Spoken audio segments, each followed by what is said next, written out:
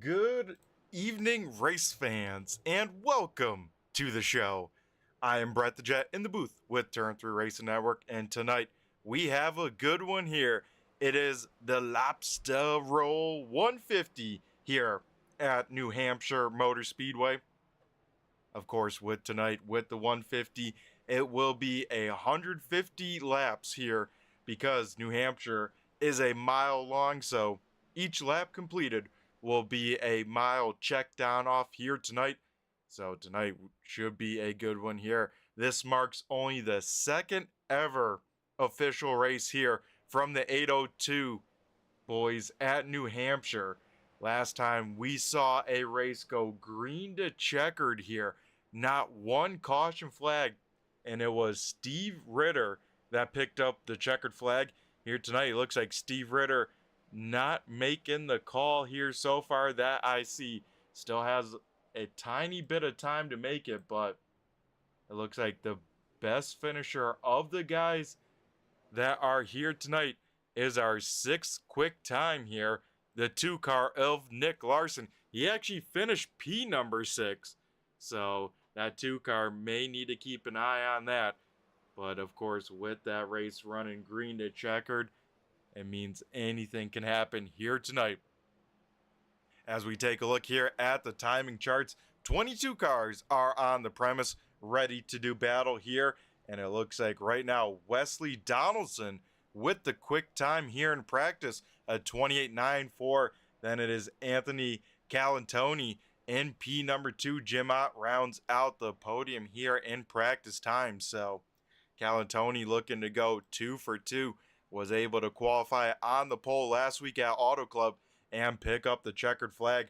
Right now looking pretty sporty here in practice, as that practice will wrapping on up as we get ready to head down trackside and run through some qualifying here tonight at New Hampshire. Of course, just like we've seen all season long, qualifying will be made up of 2 laps, taking your best time of your 2 laps from there.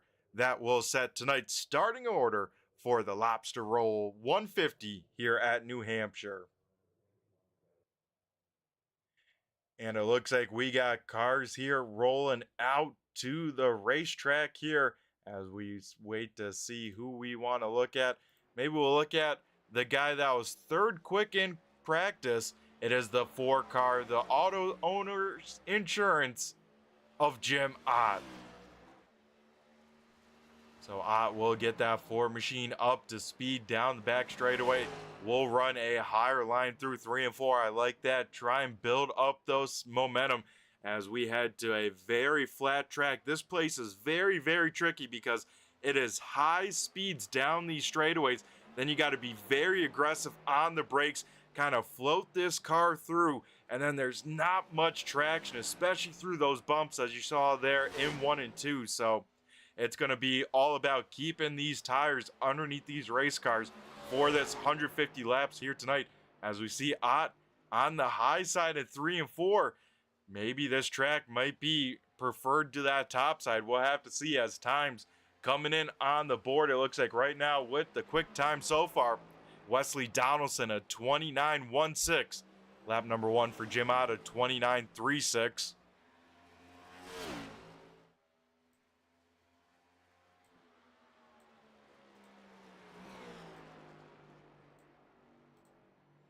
As 3 and 4 for the final time for the 4-car. Jim Ott looking to improve here on lap number 2. Looks like the 14-car able to improve.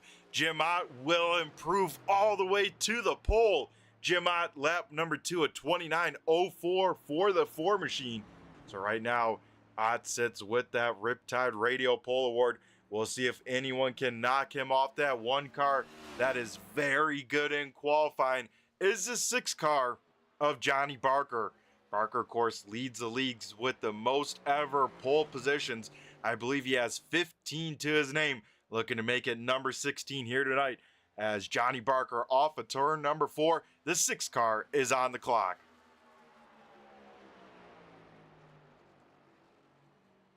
Parker, of course, part of that stout Wolfpack racing group here, as it looks like Parker a little bit loose there off of turn number 2.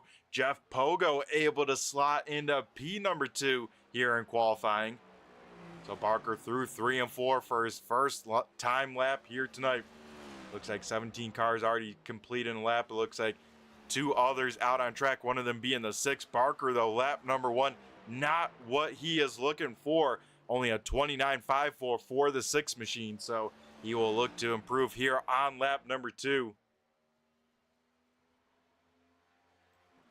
Jeff Pogo was able to complete lap number 2, was a tiny bit slower, a 29.08 for Jeff Pogo, so very consistent, but not quite enough for that pole award. That right now is his teammate of Jim Ott.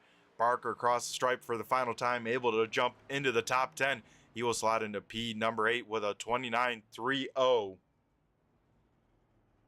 As it looks like no real other cars out on the speedway, so we'll wait and see if anyone else jumps out to the track. But right now, 18 cars of 22 have taken a time, so 4 cars have yet to take a time.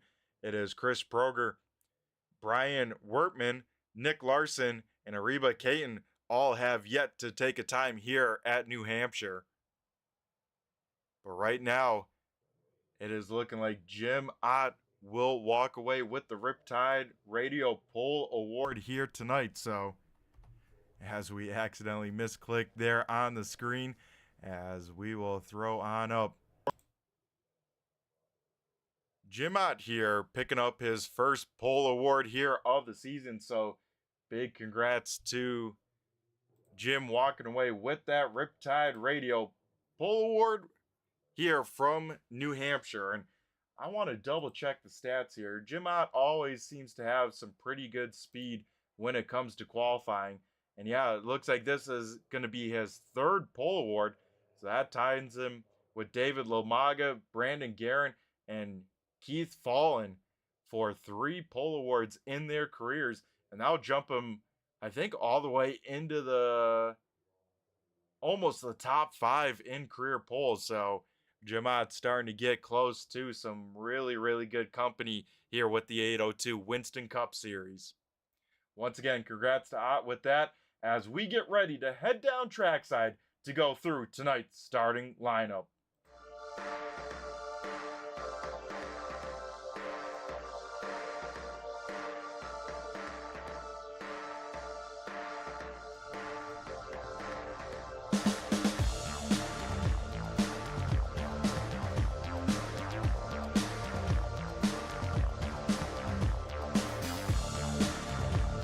Alrighty, folks, let's get things rocking and rolling and head through tonight's starting lineup.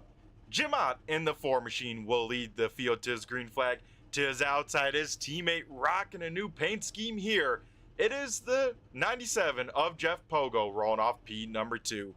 Wesley Donaldson in the 91 machine, he will roll off P number 3. And then I believe his best qualifying effort so far this season, Mike Pardusky in the 36 will roll off P number 4. Rounding out the top 5, last week's winner, Anthony Calatoni in the 10 machine will start 5th. Joey Gattina in the 14 machine will start 6th. 7th going to the 8 car of Kip Easley. Johnny Barker will roll off 8th in the 6. Starting in 9th is the 21 of Rob Lowell. Then we round out the top 10. That will be Brandon Guerin in the number 1 car. Tim Rogers in the number 3 will start P number 11. John Fowler in the 26 will roll off 12th. 13th will be Cody Meadows, our current points leader, going to start deep in the field once again. 14th going to the 69 car of Tanner White. Brandon Finley in the 48 will start 15th. 16th going to Eli Raposa in the 46. Aiden Tatro in the 24 will roll off 17th. Cody Brewer in the 12 will start P number 18. Chris Proger in the 17 will start 19th. Brian Wertman in the 74 will start 20th. 21st going to the 2 car of Nick Larson. And Ariba Caton in the 30 machine will start shotgun on the field here tonight. So that will do it for the starting lineup here for the Lobster Roll 150 here at New Hampshire.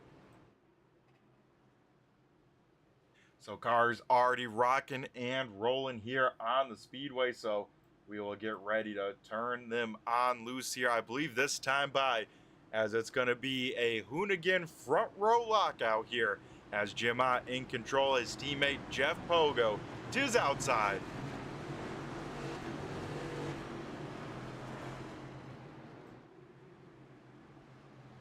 As the field will make its way off of turn number 4, iRacing pace car down on pit road, and here we go. We are green flag racing here from New Hampshire. It's going to be dead even as the field dives down into turn number 1, side by side, pretty much for every position out on track. Though Jim Ott going to be able to get clear, able to take the lead down the back straightaway. Jeff Pogo able to hang on to P number 2, at least here at the moment. Mike Pardusky here way up against the wall here through 3 and 4. They're going to be 3 wide off of turn number 4. Will be able to get on by. That would be the 14 machine of Joey Gattina. Gattina, man on a mission, already up 2 spots here in this first lap. So this 14 machine trying to be rocking and rolling early here. As the top 4 already single filed on out. First side-by-side battle here is the 10 and the 36. Looks like give the advantage to Calatoni, though Pardusky here dead even with him by the time they get into turn number 1. So that 36 machine has been up on the high side for the first 3 laps already, but so far making it work pretty well here.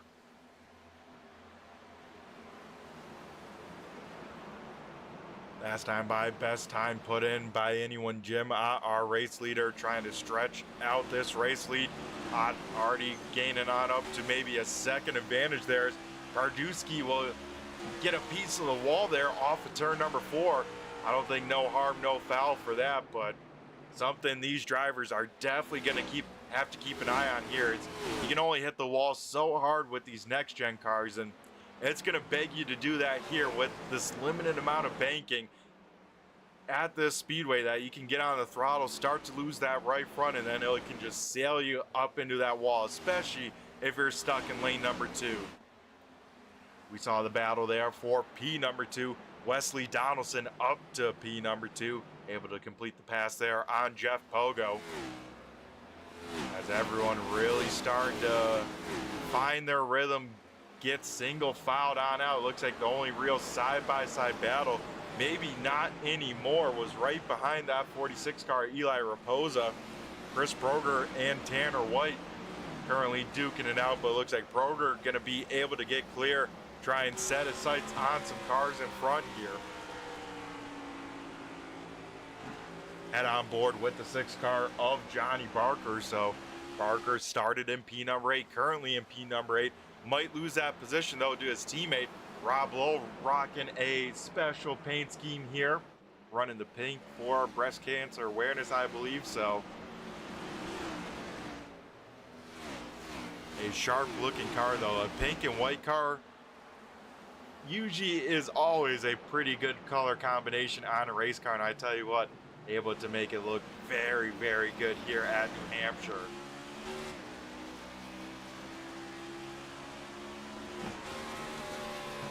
And you can hear there, riding on board with Rob Lowe, shifting big time here at New Hampshire. These guys will throw it down into 4th on corner entry, try and get that car woed on up with some engine brake, as well as keep that car rotating with that engine brake, and then be able to get a little bit of drive off the corner, then quickly back into 5th once they get their car squared and pointed in the right direction. So we'll see these guys all night long shifting from 4th to 5th. Just keep on rotating through those gears depending on where they are out on track.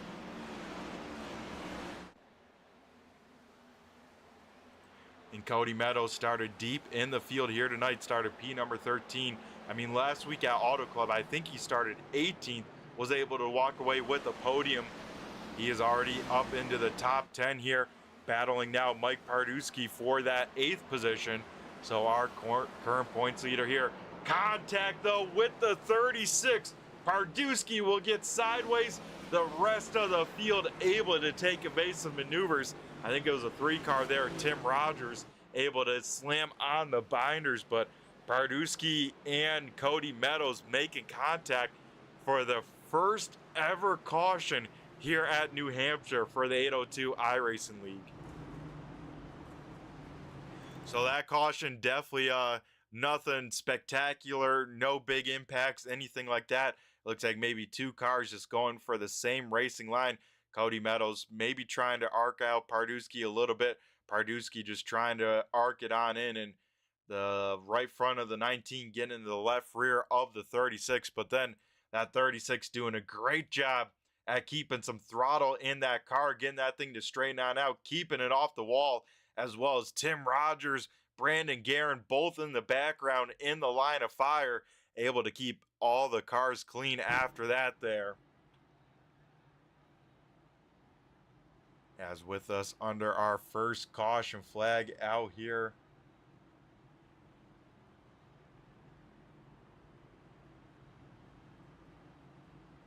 We'll see if any takers down on pit road. It looks like 1 car, the 74 machine of Brian Wertman, down on pit road.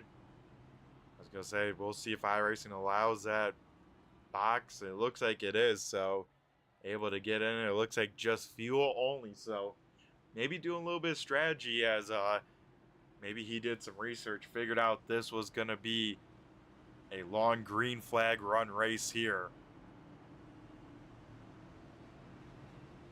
As our current top 5 here looking like the following: Jim Ott currently leading the way here in the 4 machine. In P number 2 is Wesley Donaldson. Then in 3rd, it's Jeff Pogo. Joey Gattina rounding out 4th. And then rounding out the top 5, Anthony Calatoni in P number 5. As this time by choosing at the stripe, Jim Ott going to choose that inside lane. So the lights will go on out here at New Hampshire Motor Speedway. That means one thing here, folks. We are going green next time by. So the field will re-rack, restack, and we get ready to turn them back on loose.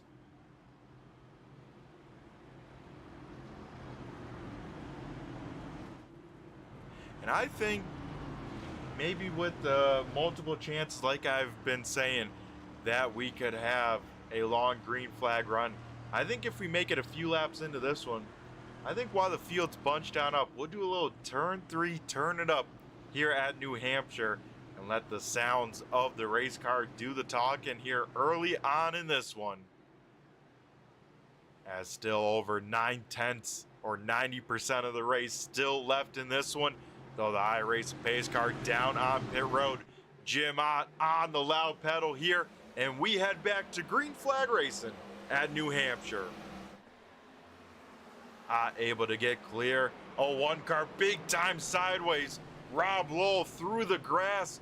He is somehow able to hang on to that race car, but he will lose a lot of positions because of it. Will go all the way back to 22nd as he will get that thing rolling again. We'll take a look there.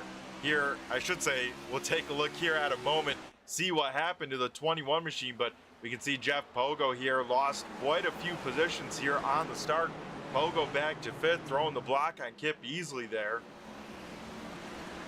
But looks like now the top 5 going to single file on out. Currently, it looks like Tim Rogers, Johnny Barker doing battle for the 9th position, as Rogers into the top 10 for the first time here tonight. So everyone in front of Rogers single filed on out. Now here comes Brandon Finley trying to get around Johnny Barker for that 10th position. First time tonight that 48 car will be inside the top 10, as it looks like he should be able to make a pass here down the back straightaway for the 48. As it looks like, yes, he will, as Barker, right to the back bumper there of the 48. Not sure if Finley thought he was going to be more clear than that, but that could have been almost disaster there. As yeah, let's take a look here back at the start and see what happened to the 21 machine going into turn number 1. So we can see here Rob Lowell here in the 21 heading into turn number 1. Let's see what happened, as it looks like, oh man, just a little bit too much rear brake. The back end just steps on around from that car. He will spin it down into the grass. Does a great job at not getting that car to overcorrect into the field, as well as keeping it off the wall, because there's a big time wall here just to the left of the screen. I think we'll see it in just 1 second here. Yeah, right where this infield kind of section goes, there's a inside wall there with the safer barrier. You can see that now on the screen, as it sounds like we got our second caution of the night, and it looks like Brandon Finley involved in this one. Like we just said, Finley into the top 10 here tonight, and it looks like he will lose all of that track position here, as we will try and take a look here. Oh, is already Mike Pardusky once again sideways out on the racetrack. So that 36 machine, man, he has had zero luck. And then it looks like Brandon Finley just on his own, trying to miss the wreck, gets the whip weight going. That car turns hard right down the straightaway, and that's, I think, what ultimately brings out the caution flag. Everyone else trying to make evasive maneuvers here, as it looks like everyone able to get through except for the 69 car, Tanner White. White will make big time contact there, and Tanner White's race probably done and over with here. So let's ride on board with White, see what he saw from the 69 machine. So you can see kind of some smoke, cars kind of fanning on around. Then all of a sudden, oh, that 48 machine stopped right there on track. Looks like Brandon Finley gonna try and continue with the race, but gonna have some heavy right front damage as well as heavy rear end damage. But yeah, like I said, let's try and take a look here, see what happened to the 36, because it seemed like he was already sideways out on track. Yes, he was. So here we go. Let's take a look here. Through 1 and 2, we got Tim Rogers right on his back bumper. But it looks like, no, he just gets loose on his own over those bumps. Then you can see Brandon Finley sideways with the overcorrection. And then, yeah, Tanner White coming in there late. Wow, a lot going on there. But, man, Mike Pardusky having a rough go at it here at the start of this one.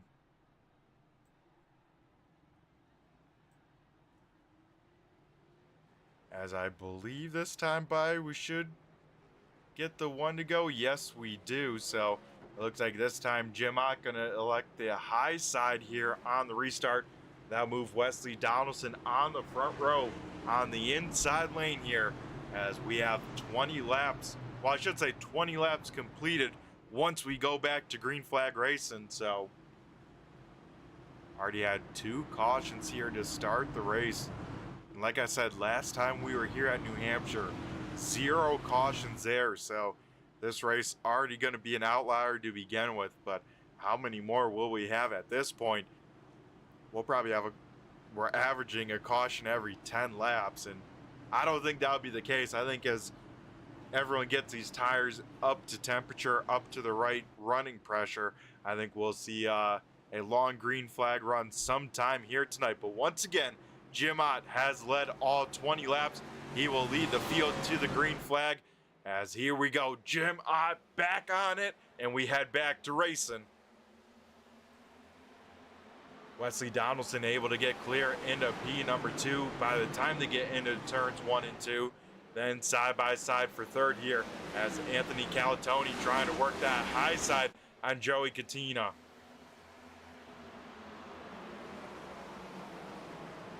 Calatoni here gonna sail it in deep, try and get to the right rear quarter panel of the 91. Not quite able to do it. Here comes the 14 machine to try and fight on back. Joey able to get back to P number 2, further on back, 3 wide here, as Kip Easley able to benefit the most out of that. Easley back up into 7th there. Chris Proger up to 8th, Tim Rogers 9th, Johnny Barker here in 10th, but all these guys battling hard for position here.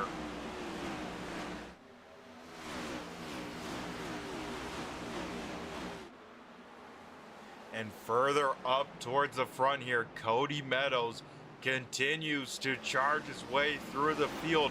Meadows started 13th here tonight. He is up into the top 5 looking for 4th. So our current points leader looking very, very strong, at least in race pace, as he has quickly been able to drive through the field. Would be the biggest mover if Chris Proger wasn't out there, because Proger's up to 8th with 11 spots gained. The 2 cars we may need to keep an eye on throughout this season, Cody Meadows and Jeff Pogo, right near each other on the racetrack. They sit 1 and 2 here in the points, as Meadows able to get clear. Cody Meadows up into 4th. Now Jeff Pogo trying to get back into the top 5.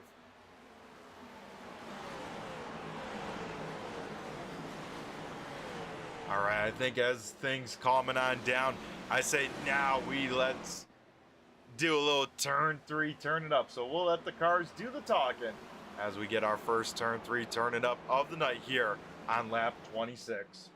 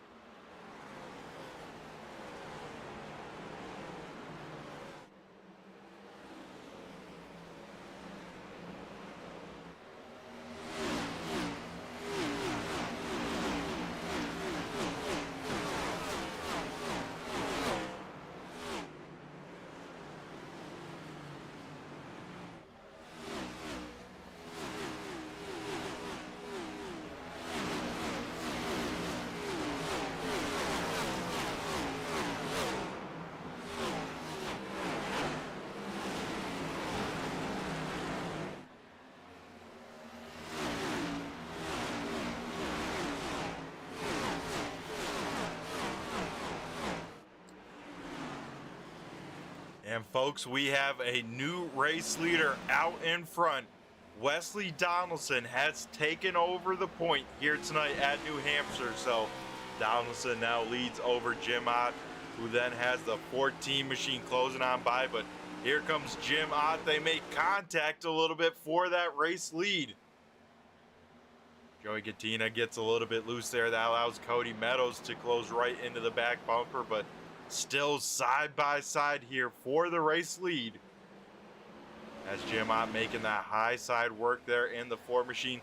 The 91 hoping for a mistake from Ott. He has a shorter distance around the corners, but Jim Ott can put the power down sooner, and that's where the magic is at. Is further on back, a big time wreck off of turn number 2 as Jim Ott is involved. Chris Proger, it looks like Anthony Calatoni facing the wrong way. Who else is back there? The 46 machine of Eli Raposa as well. So we will see what happened to bring out our 3rd caution flag of the evening here. As let's slow this on down a little bit and take a look here. Side by side battle in front of him. Oh, and then I think Anthony just didn't realize the 14 was going to slow up. Then Jeff Pogo into the back of the 10. Chris Proger going to make heavy contact with that inside wall. Looks like Johnny Barker will get a piece of it. Then Eli Raposa going to spin out and get tagged there by the 26 of John Fowler. So our first kind of 3+ car incident here tonight. That coming here on lap 30 as quite a few cars down on pit road.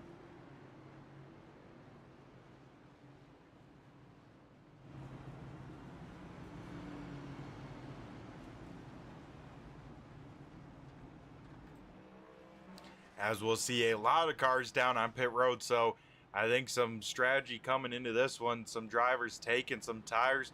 We'll see if anyone takes fuel. Looks like 4 cars going to stay out on the speedway. Cody Meadows, Kip Easley, Aiden Tatro, and Cody Brewer all going to stay on out. Everyone else down on pit road to get 4 tires and filled up with that virtual race fuel. As it looks like Jim Ott will win the race off of pit road. Then Wesley Donaldson, Joey Gattina. Then it is, wow, Tim Rogers, I think, just edged out Nick Larson. Maybe not, as Larson looks like may get that spot there from the 3 machine.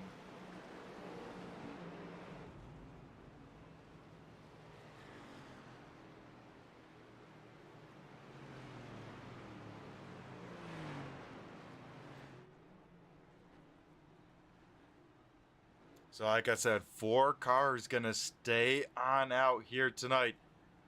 And those 4 are going to lead the field to the green flag. It looks like Cody Meadows going to choose the inside lane here on the 3rd restart of the night.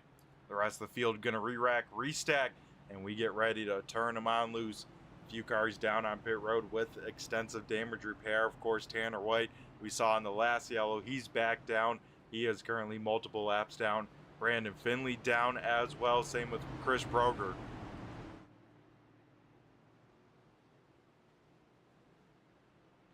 So quite a bit of a shakeup here, as a lot of the field down on pit road, but not everyone. So we'll see how it works on out. The first 5th of the race done and over with. We'll see what's in store for this next portion, as the field will head through 3 and 4 here and wait for the iRacing pace car to head down pit road, which will do so. Now Cody Meadows going to be in control. Meadows gets a great start.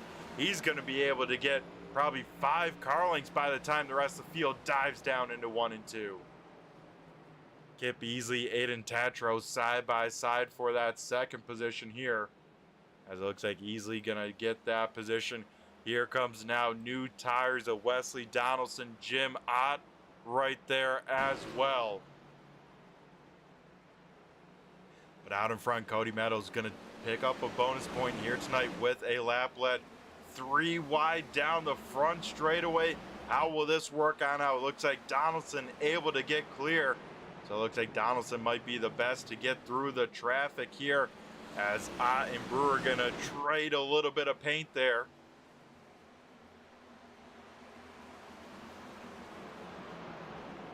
Oh, his big time check up there into turn number 3 with Cody Brewer on those old tires. 1 car sideways. That is the 46 machine of Eli Raposa, and Raposa will spin that car on out. So he'll get that thing rocking and rolling here, but we'll see what happened to bring out our 4th caution. And man, the last time we were here, and I was back in season number 4, like I said, no cautions here tonight. Kind of the polar opposite here, as we have had our 4th yellow towel pulled on out here at New Hampshire.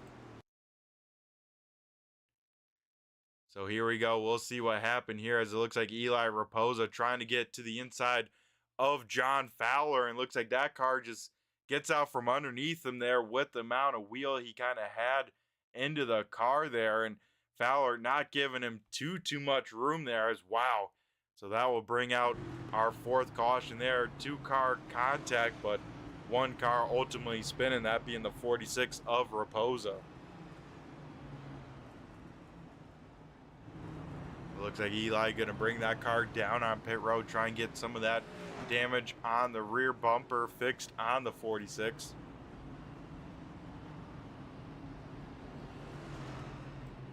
As also Jeff Pogo down on pit road, he had some kind of left front damage there. So maybe let's get a word with Jeff Pogo here, as he's had a kind of tumultuous few races here for the 97. Last week, of course, at Auto Club, then here tonight.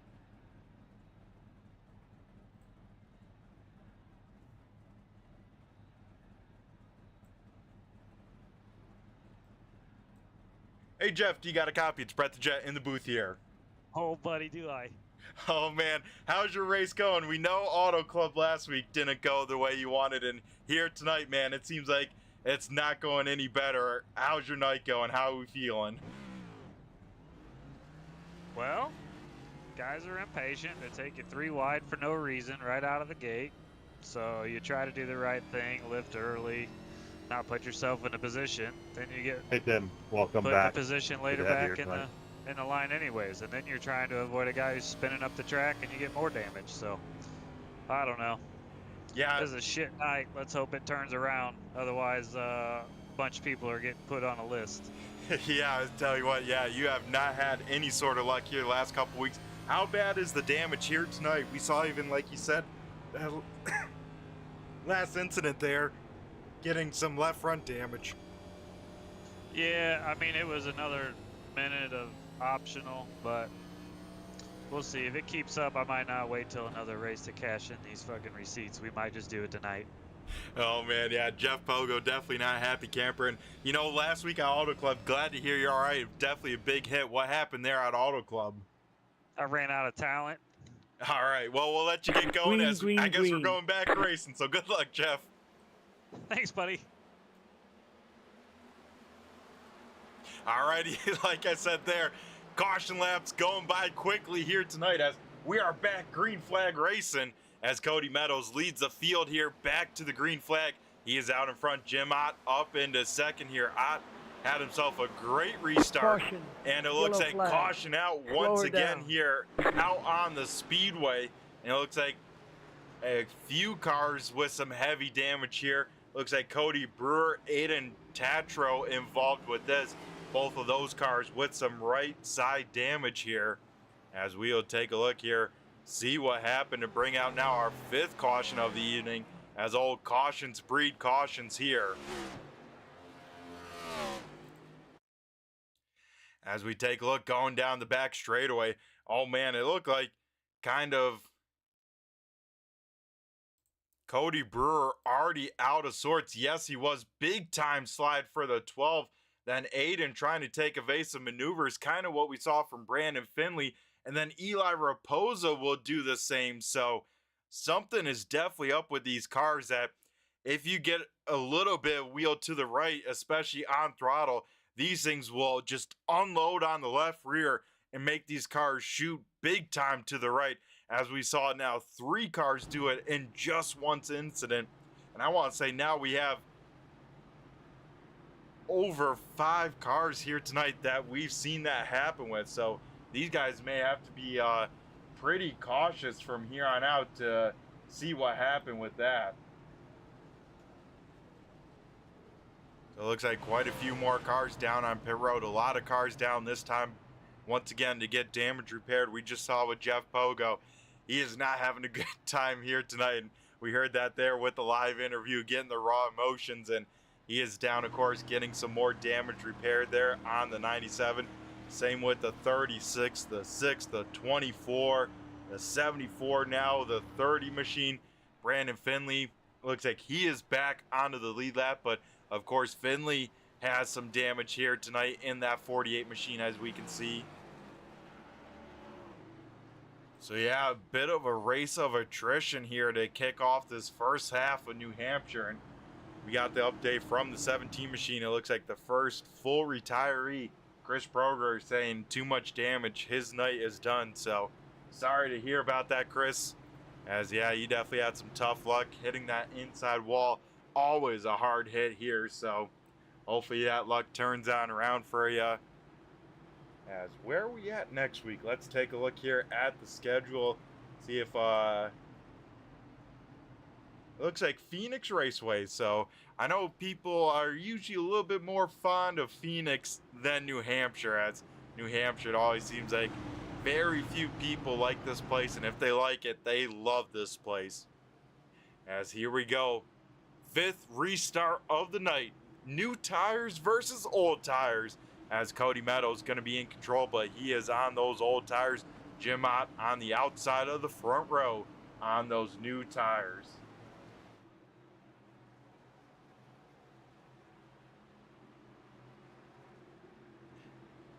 As the iRacing pace truck, pace car heads down pit road. And Cody Meadows gonna wait to the last second to fire on off. Looks like Meadows, though, will get a good start. Jim Ott, not so much. Ott under fire here. Kip easily might be able to clear the 4 machine. Easley's gonna try, but oh, one car sideways. Wesley Donaldson on those new tires. He will spin from P number 4. As it looks like he will keep it off of the wall, keep it rolling, but Wesley Donaldson spinning on his own off of turn number 2. Gonna bring out our 6th caution of the evening. Let's take a look one more time here. As he goes over those bumps in 1 and 2, that rear end starts hopping, and with those hops, that just starts to lose control, and with that, you lose traction, and he does actually make contact to that inside wall, so that 91 car will probably have some nose damage here from that contact. As it looks like it's pretty clean, but definitely did make impact to that inside wall here tonight. As off. Yeah, that could definitely do it, Chris. Getting smoked in the rear axle, snapping a toe link here with these classic next-gen cars. Always a weak point with those, and yeah, that could definitely end the night there. So, tough break for you, Chris, because you're running up through the field. Like I mentioned, you were the biggest mover there. I want to say in those first like 25 laps or so, up 11 positions. That 17 machine looking like it was driving through the field pretty nicely. As it looks like Tanner White going to be the lucky dog recipient here in this caution. So White will get one of his many laps back here. As under caution for our 6th time here. And with that, let's take a quick break and throw it to a commercial with our partners over at Premier Setup Shops.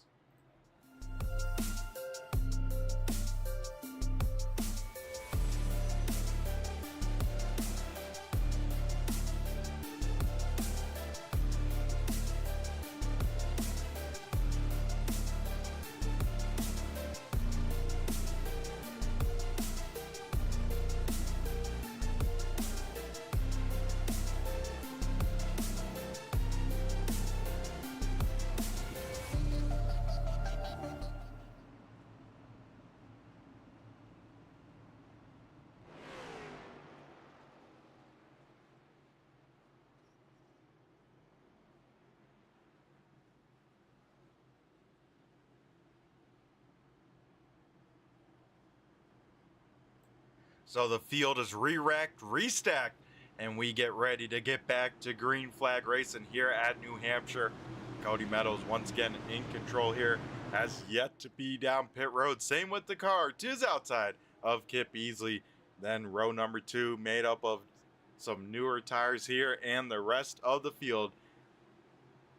As the iRacing pace car once again down on pit road. Cody Meadows away and once again gets a great start in the 19 machine. Heads up battle into turn number 1 for P number 2. Jim Ott down low. Kip Easley trying to defend up in that 2nd lane here. Easley's going to have the more traction, the straighter run down the back straightaway, but Jim Ott right there as well. Ott will sail it in there deep. Going to try the slide job, slide in front of the 8 car, will be able to do that. So Jim Ott back to P number 2. Further on back here, quite a few cars battling for position. Wesley Donaldson here trying to make his way back through this field after that self-spin there off of turn number 2. Donaldson up to 13th, trying to get 12th away from that 46 as they will go side by side through 3 and 4 here. Right in front of him, Jeff Pogo. Pogo looks like he has gotten most of that damage repaired there on the 97, so he is going to try and recover a night here. That has been pretty frustrating here for the 97, as Pogo able to complete the pass there on John Fowler there in the 26.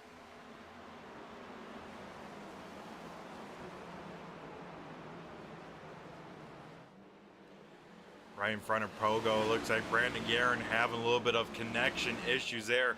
That car big time blinking here, so we'll see if Guerin can continue the race. But with usually a connection that bad where you don't see the car more than you do, usually you time on out. But Brandon Guerin back on the speedway, maybe not, as he will go once again, flash back out of the race here. So Brandon Guerin might have some technical difficulties. That'll be a tough break.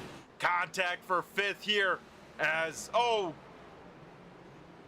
Anthony Calatoni gets hit hard in the rear, but that started with contact between the 21 of Rob Lowell and the 14 of Joey Gattina. So that will bring out the caution here right at the third mark here tonight, as contact between the 21 and the 14 here. And I think the worst end of it was the 10 car, as there we go. Joey Gattina there gets hit in the left rear, then wow, Nick Larson hard into the back of Anthony Calatoni there, as Calatoni will come to a rest there. But let's kind of look on board from Nick Larson there and see what he was seeing as we ride on board full speed here. He locks him on up and then right to the back, and that might be one of those classic incidents, folks, where you hit what you are looking at. It is so tough to do as a race car driver to not look at, the car in front of you or where the wreck's going at, because once you start looking to where the wreck is, most times you'll be in it because of that. So that's a tough break there for Nick Larson, as he is now down on pit road with some front end damage, trying to get that repaired. As it looks like Cody Meadows will come down pit road here for the first time here tonight.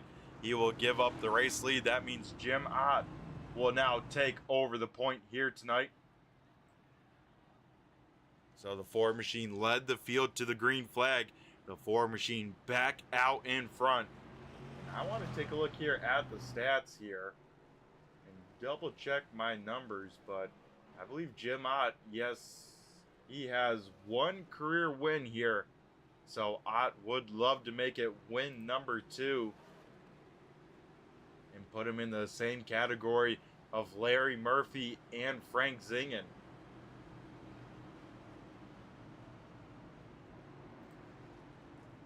So it looks like Jim Ott once again going to choose the outside lane here on the restart. And with that, a bit of a shakeup here to the top 5, as Jim Ott, of course, P number 1, Kip Easley now second. Then Rob Lowell up into third. Tim Rogers, we haven't talked too much about him tonight. The 3 car up into fourth. And then Jeff Pogo, Wesley Donaldson, both those cars in row number 3, they have had a up and down night. They might be back in the thick of it here with still over half of the race left here. As Jim Ott going to be in control here from that second lane. On the loud pedal here, and we head back to green flag racing, as Ott got a great start. Rogers might get Kip Easley for P number 2. They'll go side by side battle for that second position here, and yes, he will. Tim Rogers, Mr. Excitement, up to P number 2. So Rogers rocking the Dale Earnhardt number 3 AC Delco machine, making him proud. He is up to P number 2, has been methodically marching his way up through the field, and so far making it work. Further on back here, battle for 7th, as Eli Raposa, Joey Gattina side by side here. Gattina down low, Raposa up top. Right in front of them, Jeff Pogo, Rob Lowell starting to do battle here, but it looks like the 14 machine might be able to get clear. Raposa able to sail it in there deep. If he gets a good run, not quite, as Gattina will get back to 7th here. Looks like Rob Lowell was able to hang on to that position, at least for the time being. Jeff Pogo right on the left rear quarter panel, trying to get a little bit of side draft, trying to slow down that 21 machine. He is trying to move him up the track. The more he can do, the more the 97 can roll the kind of middle corner speed through these corners and ultimately get back to that power here. As these guys putting on a great battle here for that 5th position. As out in front, Jim Ott leads away. Tim Rogers second. Wesley Donaldson, he is back up to P number 3. Kip Easley 4th. And it looks like Jeff Pogo able to complete the pass. So Jeff Pogo up into 5th. One car we got to keep an eye on, the car with freshest tires out on the speedway. Cody Meadows there pitted on lap 50. He is slicing and dicing his way through the field. About a 20 lap tire advantage for the 19 machine. As one thing he has to hope for is this will be a long green flag run. That's where he can really use those tires well. Smoke further up front. Tim Rogers, not sure if he got loose or got help, but I think was sideways there into turn number 3 as Wesley Donaldson able to get on by. So Donaldson back up to P number 2 here tonight. As the field's starting to spread on out, we head back a little bit deeper in the field, just outside of the top 10 here, as Nick Larson, Aiden Tatro going at it here. Looks like Larson going to be able to get clear, and look at this, Brandon Finley. Finley was able to, like I said before, getting that damage there on that right side of the car and the rear, was able to make his way through the field. Now once again able to get the lucky dog back on the lead lap. Still has some damage, but he is trying to race his way back into the top 10. Currently Brandon Finley up to 12.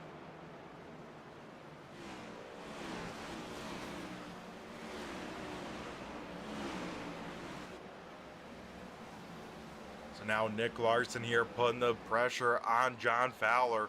Fowler currently in the 10th position as he will try and defend that. Here comes Brandon Finley, 3 wide here off of turn number 2. Nick Larson will go around with that 3 wide action. Larson will back it hard into the inside wall, and that will bring out the 8th caution here of the night. 3 wide racing here at New Hampshire gone wrong.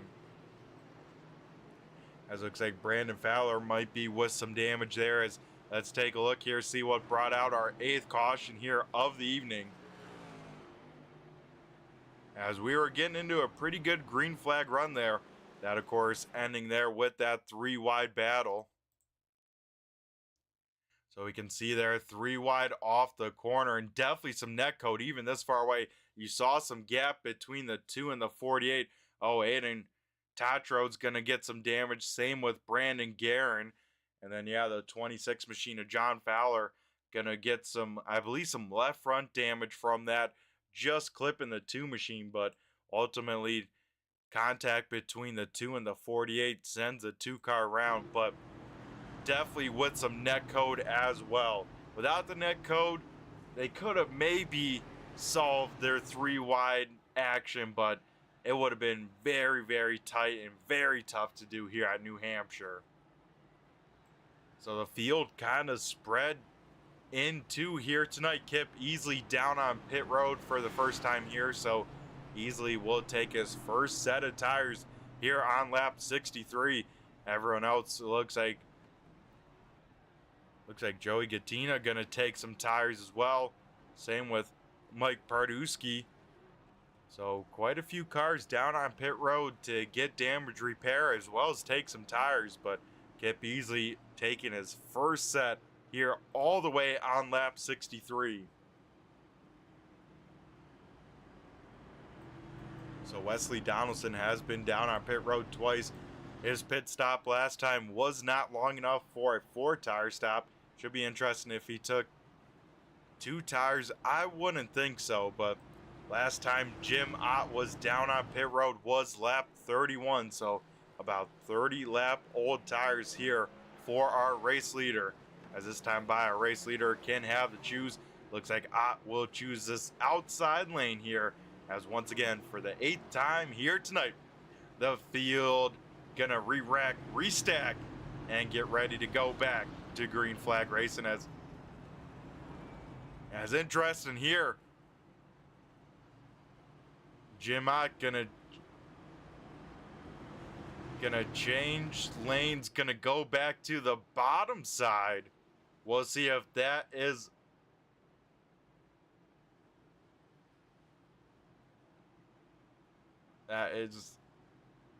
a interesting as, oh, here we go. They will switch on back here, so Jim Ott gonna choose the outside lane. Looks like move back to the outside lane here, as I think we're all set to go back to green flag racing. Let's take a look from the top of the spotter stand here, as Ott Donaldson on the front row here, as we head back to green flag racing. And man, Jim Ott with a killer restart. He will be out in front by at least 6 or 7 car lengths. Side-by-side battle for P number 2, though, as Jeff Pogo tries to get the run down the back straightaway on the 91 car. Right behind them, Cody Meadows. Tim Rogers goes side-by-side. So Meadows, with those newer tires, continues to make his way through the field here. As out in front, then that battle for second, give the advantage to Jeff Pogo at the start-finish line.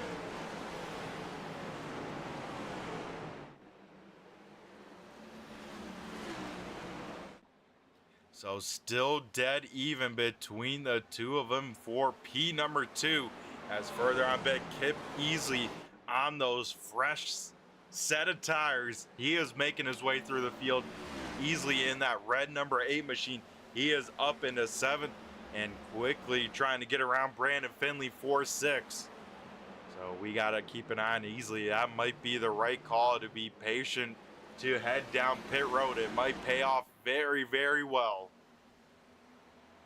As Cody Meadows wanted to see it a caution to go. Probably still wants to see it here tonight, but if this becomes a long green flag run here, the cars that would benefit the most will be this 8 car as well as the 19. As here we go, Kip Easley to the inside of Joey Gattina. Excuse me, Brandon Finley. Joey Gattina right behind this battle here.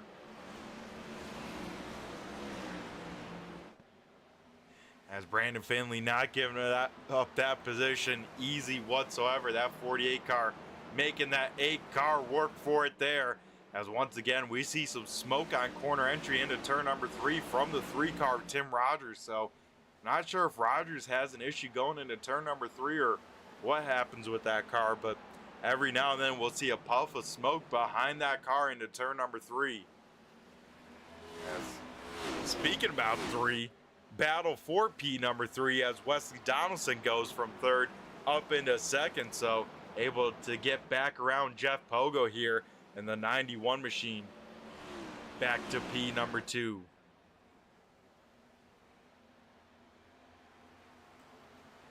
Kip Easley has the run on the 3 car Rogers. And yeah, once again, we saw a little burst of it there going into turn number 1. I think Rogers might have too much front brake. It seems like every now and then that left front will lock up for that 3 car. As it looks like Kip Easley gonna get on by, so Easley into the top 5 here, just before the halfway point. Right behind them, Brandon Finley once again under fire, this time from Joey Gattina. 1 car, very much big amount of smoke there into turn number 1. Not sure who that was, but that could have been very bad, as we see Gattina able to get clear from Finley. Finley gonna try the crossover. Finley gonna get into the side of the 14 machine, and that will spin Gattina once again here tonight. As wow, just before the halfway point, Joey Gattina works over Brandon Finley for a few laps, and then Finley with the crossover move sails it on in there and gets into the left rear of the 14 machine. Wow.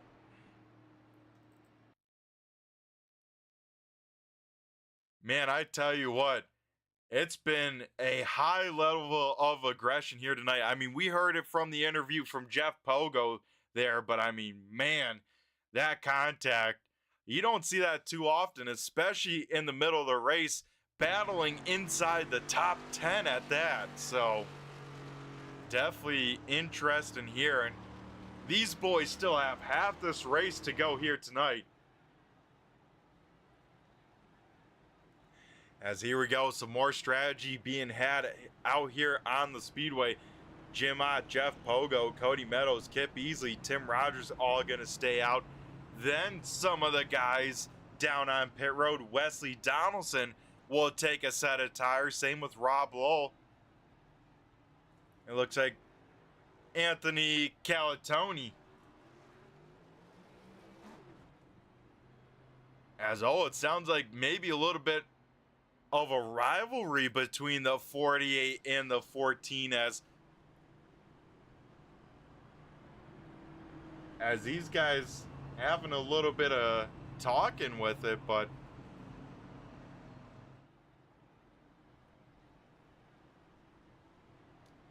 as I think maybe those two might have had contact before, but man, some more contact for sure there with caution number 9. So we may have to keep an eye on this 48 and 14 throughout the rest of this race as well as the rest of the season.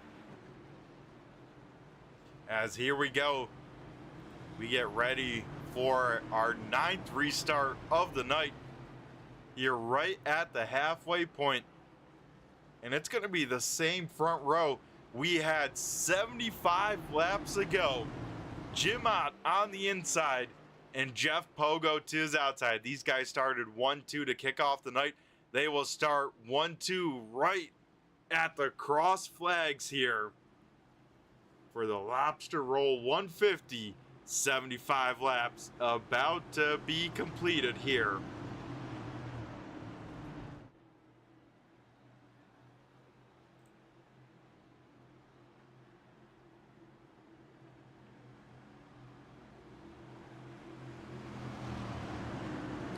As here we go, they are heading back to green flag racing action here. Jim Ott once again, a killer restart there from the control car. Cody Meadows though able to get around Jeff Pogo, as Meadows will slide up in front. Pogo will give him a shot in the shorts here, as Kip Easley as well trying to get up through the field out in front. Battle for the race lead. Cody Meadows going to be able to do the slide job at Jim Ott. Further on back, 3 wide race in action. They will be able to survive the 3 wide, at least for the time being, as Tim Rogers pulls the chutes, and I think that is the smart move at this point, as Cody Meadows out in front with that tire advantage. Like I said, a 20-lap tire advantage for the 19 compared to the 4. And then Kip Easley about a 30-lap tire advantage to the 97 and the 4 cars. So easily going to try and get around those 2 cars here, as once again the 14 and the 48 are side by side. We will keep the cameras on this battle. This time no sparks fly between the 2 of them, though, as Nick Larson goes on around, as well as Joey Gattina. Tim Rogers are involved, Rob Lowell. Man, oh man, the big one strikes once again right after the halfway point.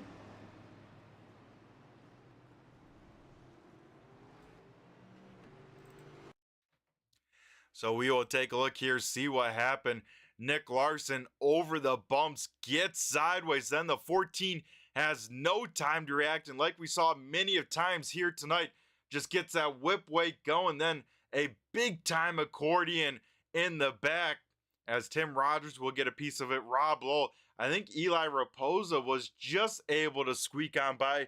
Same with the 36 machine of Mike Pardusky. Let's ride on board with Pardusky there, because I think he got to see a lot of smoke and a lot of cars going all over the track in front of him.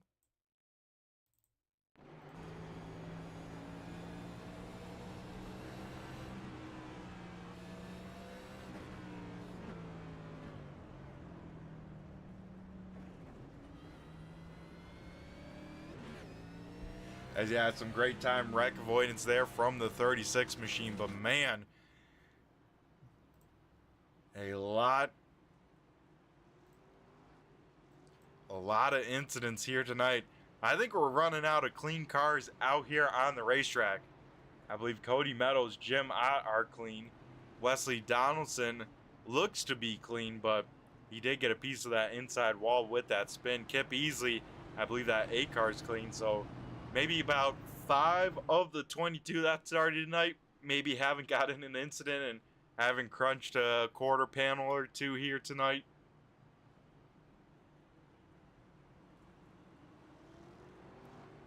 And here this time by, I believe, will be the choose as well. It's lap 80 of 150, and we are already up to double-digit cautions here as we are currently under our 10th caution of the evening.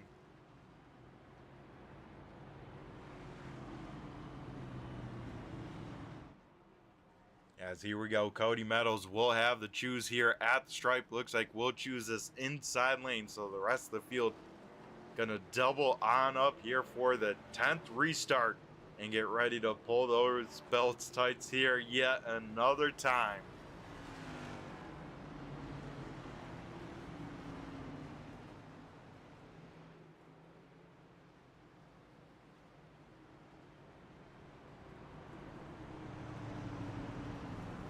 As a pretty familiar top 5 here for this restart, Cody Meadows, MP number 1, Jim Ott. Then it is Jeff Pogo, Kip Easley, and Wesley Donaldson rounding out the top 5. Looks like quite a few cars done and retired here tonight.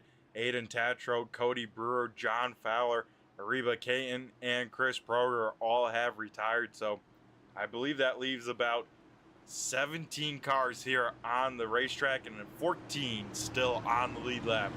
As Cody Meadows here, as Jim Ott gets a good start on the outside lane with Meadows. Meadows wasn't able to get clear. He will try and do so here in 1 and 2. Looks like he'll do just that as Jim Ott going to try and cross him on over, but Cody Meadows going to put those fresh tires to good use out in front. Looks like Kip Easley will take over P number 3 for the time being. Here comes now Wesley Donaldson with some of the freshest tires. He last pitted on 72, and Donaldson trying to get through this field here as he gets to the outside of Jeff Pogo. Let's ride on board with Wesley Donaldson here, trying to get to the outside of Kip Easley. Looks like we'll get a nose to the outside. Can be able to sail it in there. Gonna maybe try the crossover instead. No, he'll get right to the back bumper of the 8 machine. The top 4 all under a blanket here at the moment. As Jim Ott starting to feel some heavy pressure on behind him. Let's ride on board with Jim Ott. Looking back at Kip Easley and Wesley Donaldson with those fresher tires.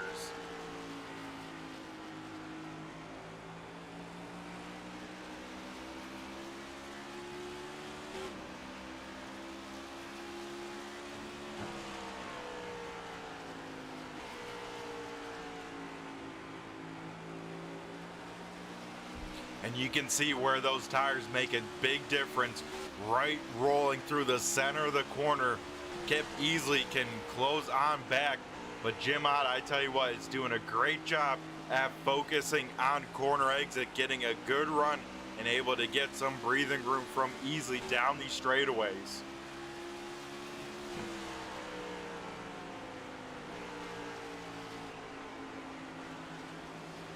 As now Jim Ott now looking to the inside of Cody Meadows.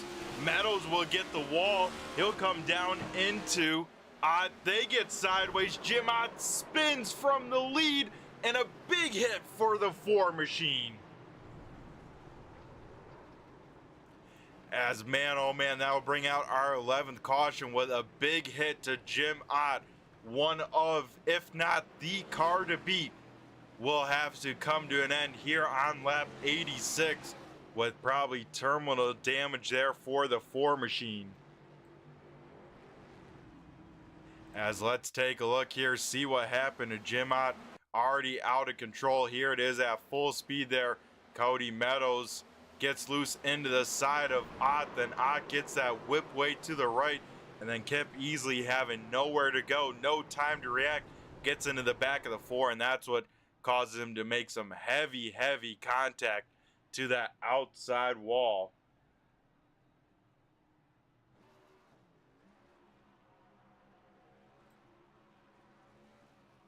As we will see some takers down on pit road. Cody Meadows gonna lead 3 cars and some change down to pit road. It looks like Wesley Donaldson, Anthony Calatoni, Brandon Guerin, Tim Rogers, Brandon Finley all gonna stay on out. Everyone else down on pit road here.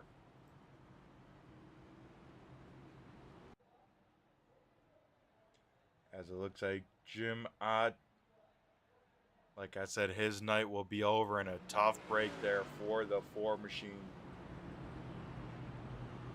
And a huge hit as well. I mean, man.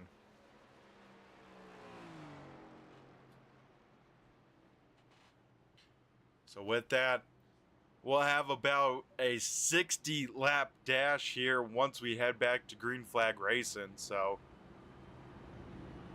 the time window's starting to run on out to make your way through the field, and I think that's what kind of brought some cars down on pit road. We saw Kip Easley make it 63 laps before he ended up pitting, so if that math, holds true for these last 63 laps, those guys can make it on fuel and tires with a pretty decent pace. As this time by, Wesley Donaldson will have to choose. Looks like he will choose this inside lane. So the rest of the field going to re-rack, restack, and we get ready to get back to Green Flag Racing here, as we've had now 11 cautions at New Hampshire. And like I said, quite a juxtaposition from the last time we were at New Hampshire. That race, 0 cautions. As soon as the green flag dropped, the next flag they saw was the white flag to end the race, then of course to the checkered. But here tonight, 11 cautions here with still 60 laps to go. So Wesley Donaldson going to be in control here of the restart as we get ready to go back to Green Flag Racing. I say let's mix it on up. Let's ride on board with Brandon Guerin here from the 3rd position right behind the leader. See what he sees here on the start. You can see side-by-side battle for the race lead as Donaldson will be able to get clear. Guerin way down in 1 and 2, trying to keep that car low. He has Tim Rogers to his outside. Rogers able to get clear, but you can see the damage to that 3 car.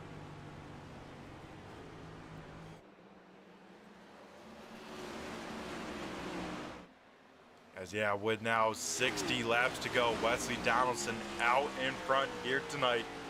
Anthony Calatoni up into 2nd, Tim Rogers in the 3 car 3rd, Brandon Guerin 4th, and Mike Pardusky, man, his night started off really rough in the 36. He is up currently in the top 5, looking for a good finish when it's all said and done.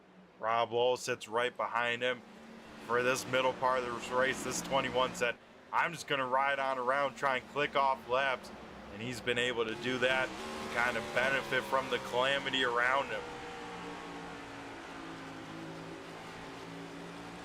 And right behind the 21 sitting in 7th is the 97 machine of Jeff Pogo.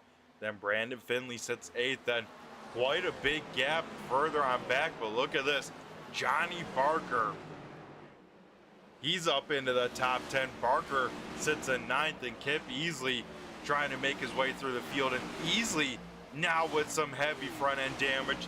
Same with Cody Meadows. So these guys in 10th and 11th, not sure what happened to them, as we will try and see what happened.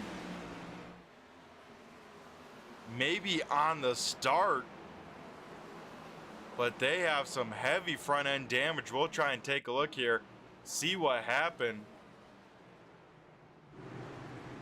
As I thought they were all good. Oh yeah, Cody Meadows already has that damage, so must have got that damage from the incident with Jim Ott earlier in this one. Jeff Pogo able to climb back up into 5th here. He was able to get around Rob Lowell and Mike Pardusky. Those two sit 6th and 7th here at the moment. Out in front though, Wesley Donaldson continues to lead the way here as a field very much spread on out in this one. So this could very well be where this race goes for a long green flag run here tonight.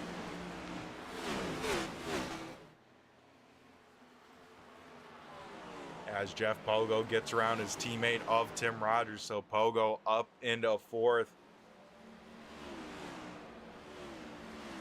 Would be a pretty decent night, all things considered, for the 97 machine, the defending champion here in the 802 Winston Cup Series. But more importantly, he sits 2nd in points to Cody Meadows, and Meadows only up into the top 10 here tonight, so could make up some massive amount of points as being the first retiree last week at Auto Club. Rob Lowell now putting some pressure there on the 3 car of Tim Rogers. Further on back here, Johnny Barker, Brandon Finley, Cody Meadows, all in a 3 car battle here for 8th, 9th, and 10th. Barker trying to make the pass on the inside lane. It seems like that inside lane definitely not the preferred line to make a pass, but Barker gonna try and make it work the hard way here tonight at New Hampshire. He'll be able to roll it on in, able to get a nose out in front. And I think off of turn number 4, Barker, yes, he will. He'll be able to clear the 48 of Brandon Finley. Finley, of course, nursing a wounded 48 machine. Now Cody Meadows will sail it on in there. He'll get maybe into the side there of Johnny Barker, but no harm, no foul. They'll keep on racing as Meadows will be able to claw back up into 8th. Kip Beasley, it seemed like he had some speed, but since picking up that damage, he has been struggling for pace. Easily still back in 11th here tonight. Further on back here, Brian Wortman and Eli Raposa duking it on out here. This is for the last car on the lead lap here tonight in 13th and 14th.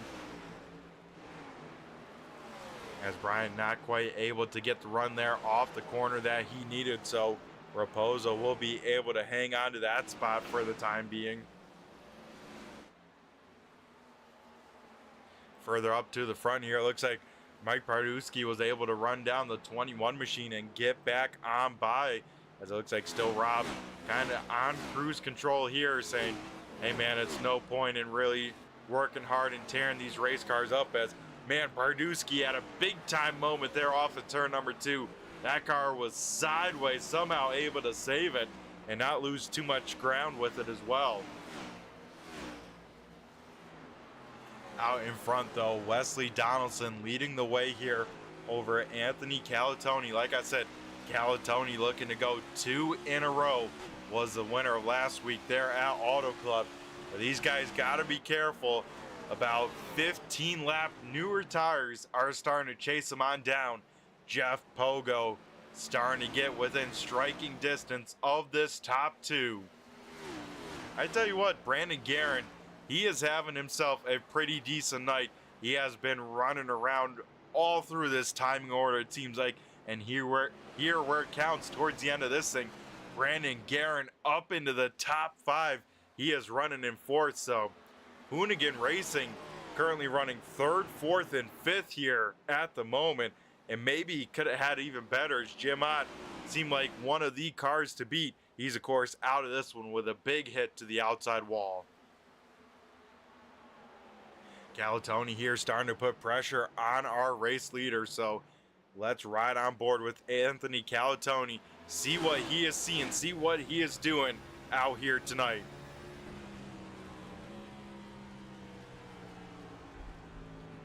Looks like you will look to the outside, try and get that run, get that straight line off. As you can run the higher line on entry, you can get the wheel turned sooner, then get the car pointed straighter on exit, which ultimately means get into that loud pedal sooner and get these big runs that we see, because New Hampshire, as you can tell, very, very long straightaways. It's pretty much like 2 drag races with 2 super tight, tough turns thrown in as well.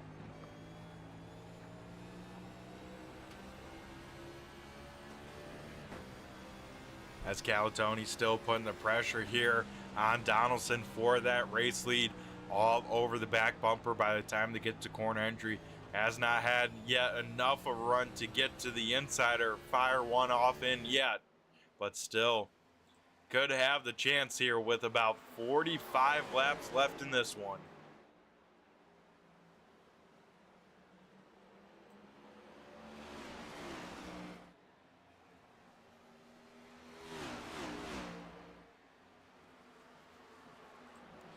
Further on back here in the pack, a 3-car battle starting to form on up, as Brian Wertman was able to get around Eli Raposa, now starting to catch Nick Larson and Kip Easley in front of him, as well as Brandon Finley right there as well. So we may have a 4-car battle for 10th, 11th, 12th, and 13th here.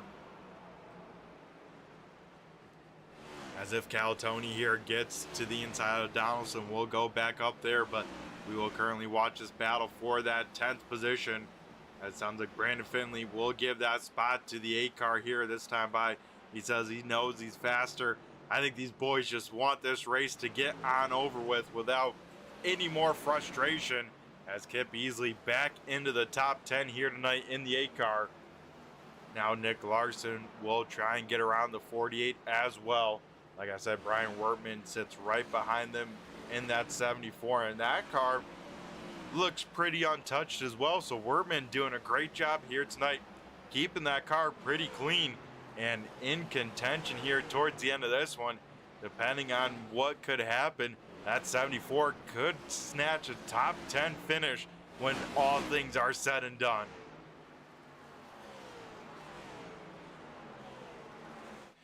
Battle for that race lead starting to heat on up a little bit more.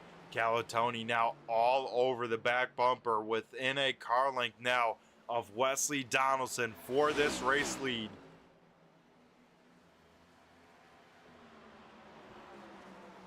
Looks like Calatoni gonna stay in line here with the 91, so not sure if these guys are teammates. They're kind of racing like it, but should be interesting to see how this shakes on out, as Jeff Pogo still within that striking distance here of the top 2.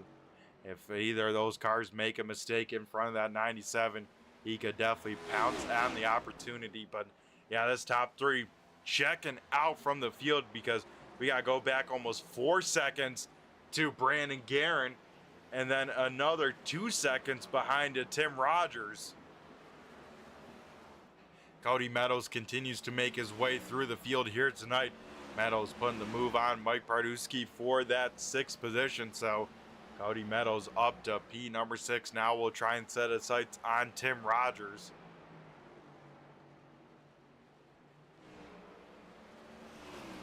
As Donaldson has put a little bit more breathing room between him and Calatoni for that race lead.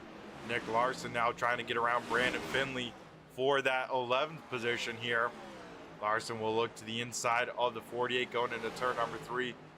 Finley will hold him down tight here on the racetrack. Man, very hard battling for the 11th position, as right in front of them a lap traffic of Tanner White there in that Cracker Barrel 69 machine. Oh, Nick Larson will hit some of the bumps into turn number 1, get that car upset, get a little bit loose, will lose a little bit of speed, so Finley will be able to hang on to that spot for at least another lap here in the 48. As yeah, with this race spreading on out, let's take a look here at the track map so you can see the top 3 just going down the back straightaway, whereas this battle just crossing the start finish line, so about half a lap back. So Wesley Donaldson and Anthony Calatoni last down on pit road on lap 72. Do they have enough fuel to make it to the end of this one? That would still be almost 80 laps. Yeah, there were some caution laps. That always helps the fuel mileage, but 80 laps is a long time on fuel as well as tires as well. They got to be starting to feel some of the pain here tonight, as now we see Brian Wertman trying to work over Nick Larson here in the 2 machine. So we head back to that battle for 11th, 12th, and 13th here on the Speedway. As it looks like Wertman gets a little bit loose there off of turn number 2, so he will file back in line in that purple 74 machine. I tell you what, that is a pretty purple on that race car. As Nick Larson will smack that wall off of turn number 4, so Larson will lose a bit of momentum. That opens up the door once again to that 74. This time a better run through 1 and 2. Wertman will have the advantage on corner exit, but Nick Larson will have the preferred line. They'll go dead even into turn number 3 here. Wertman having the shorter distance around the racetrack, and I think, yes, he does.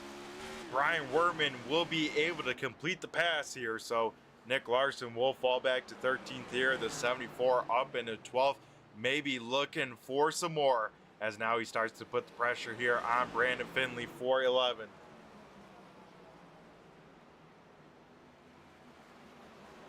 Out in front, Wesley Donaldson now has about a half a second advantage over Anthony Calatoni here. As now Wertman to the inside of the 48 machine.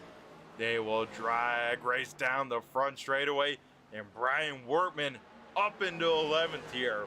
And at the moment, with that pass, the 74 machine becomes the biggest mover of the race here at the moment. So pretty impressive stuff for Wertman to mind his P's and Q's and be fast when the time is right here. As speaking about the time is right, Kip Easley here has run down Rob Lowell in the 21 machine. So Easley looking to get P number 9 here from the 21.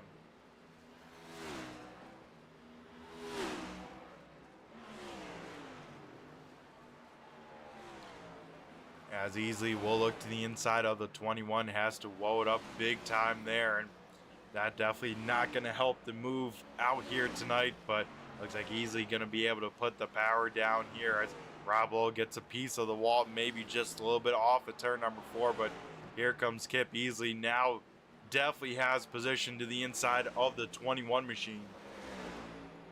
Side-by-side battle for that 9th position here. Right now, Rob Lowell able to hang on to it here, at least for the time being.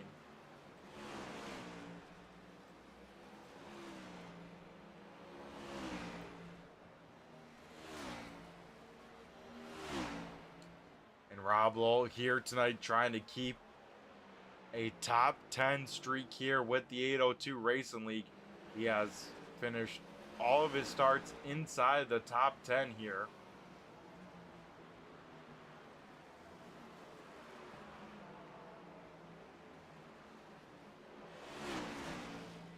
As though Kip Easley will get on by, so that'll move Rob Lowell to that 10th position. Further up towards the front here, Cody Meadows able to get around Brandon Guerin, so the BG Graphix number 1 machine will fall back to 5th, and here we go.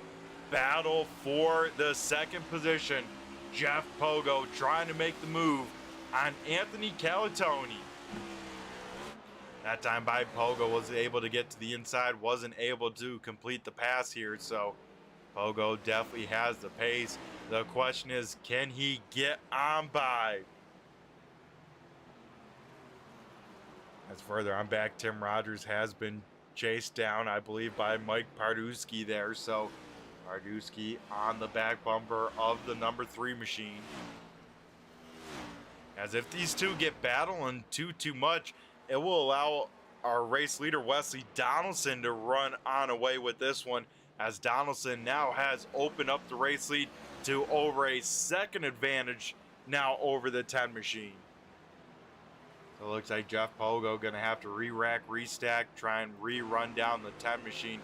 We head back here to that battle. That is now completed. Mike Pardusky up into 6th. Tim Rogers will fall back to 7th here, as Rogers definitely limping and tending a wounded race car here tonight. Now Johnny Barker and Kip Beasley can maybe smell some blood with around 27 to go here tonight. They could still have time to run down that 3 car. As our race leader into some lap traffic here tonight, Eli Raposa will now go 1 lap down, so him and Brandon Finley going to be the 2 cars a lap down here at the moment. Looks like once this 91 car, our race leader Donaldson, can get around the 69, then he has quite a bit of clean track up in front of him here.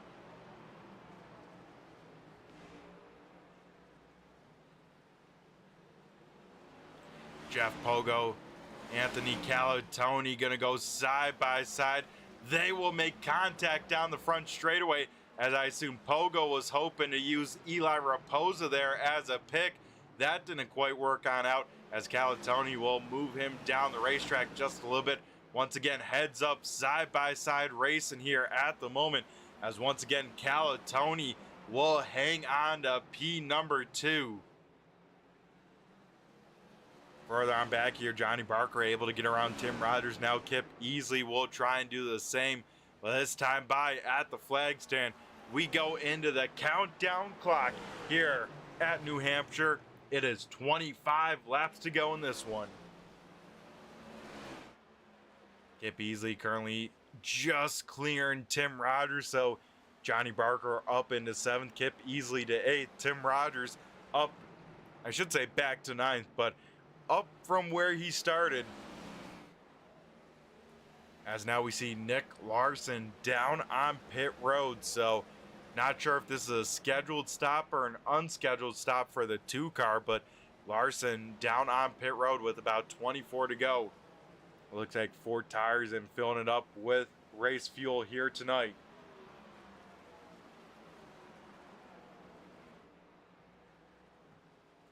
As Wesley Donaldson out in front leading the way here. And I'm going to try and find out, see if Wesley Donaldson has ran with us before. It looks like he has not actually, so Donaldson making his first ever 802 start here tonight. And man, what a way it would do it. We saw Anthony Calatoni last week go 1 for 1. Can we see that tonight here with a different driver, as Wesley Donaldson out in front now with 22 to go at the stripe? Big battle here for Rob Lowell here at the moment, trying to keep his top 10 streak here from the start of the season alive. He now has to defend from Brian Wertman, and Wertman looking for his first top 10 of the season. Those two side by side into turn number 1 here. Also up in front, Mike Pardusky was run down by Johnny Barker, so Barker up into 6th, as these guys starting to run down Tim Rogers as well. Rob Lowell will hang on to that position, but they are starting to catch that 3 car pretty quick. Then up towards the front here, Kip Easley will now try and put the moves on Mike Pardusky. So tires starting to make their way back through the field here tonight. Johnny Barker, one of the best cars up on the long run. He has raced his way back into the top 10. He is up into 6th. Kip Easley now up into 7th, back where he started about 130 laps ago. Tim Rogers, though, getting hounded by a few other cars. Looks like Rob Lowell will get on by.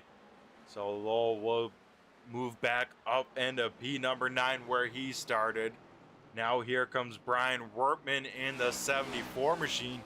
Wertman up into the top 10 for the first time here tonight.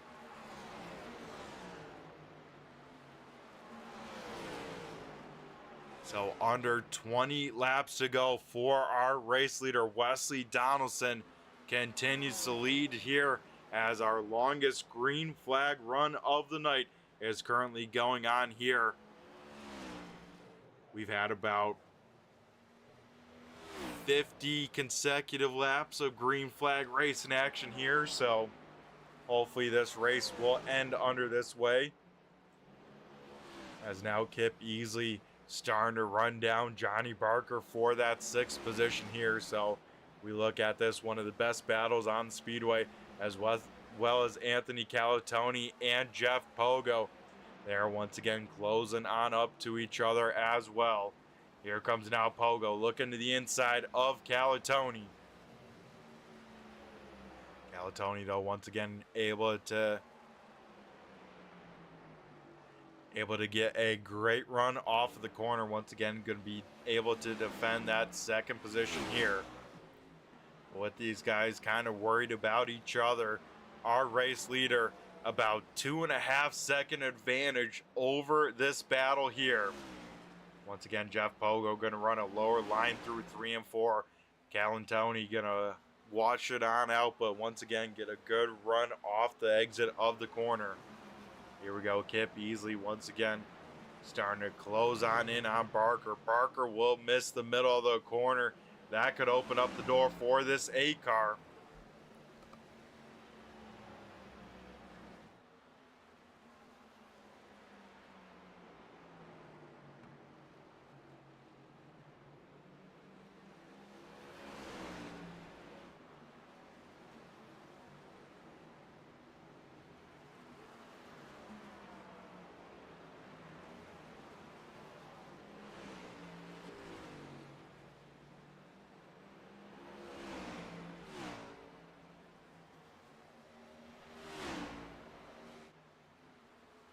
Easily now to the inside of Barker. Those two will go side by side through turns 1 and 2. Kip Easley down low. Johnny Barker up top. Easily going to be able to get clear. So Kip Easley up into 6th. Jeff Pogo will also finally get clear. Pogo up to P number 2, but I don't think he'll have enough time to run down Wesley Donaldson with now going to be 13 to go this time by at the stripe. Anthony Calatoni there put up a good fight, but overall that about 15 lap tire advantage for the 97 machine was able to complete the pass there.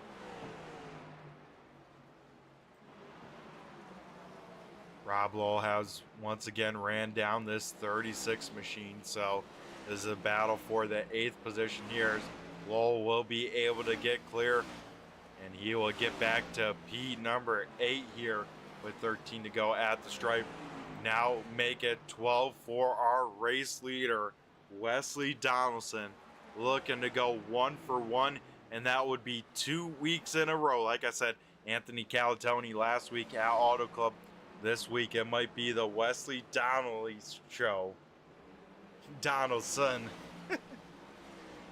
As further on back, Mike Pardusky starting to lose the handling of the race car just a little bit. He has fallen back to 10th here, but quite a ways back then to Tim Rogers, who is now actually the first car 1 lap down. So our race leader, Wesley Donaldson, has lapped everyone but the top 10 here.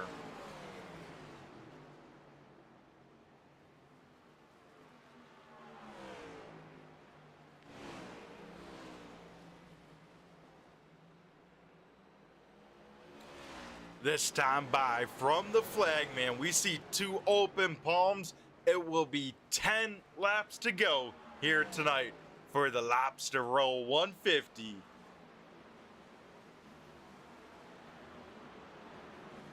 Brian Wertman has not let Rob Lowell run on away too much from the nose of the 74 machine, as these cars in some heavy lap traffic up in front of them here.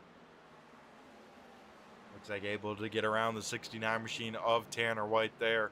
White, even though involved early on with that incident, he's able to probably walk away here tonight with a top 15 finish when it's all said and done.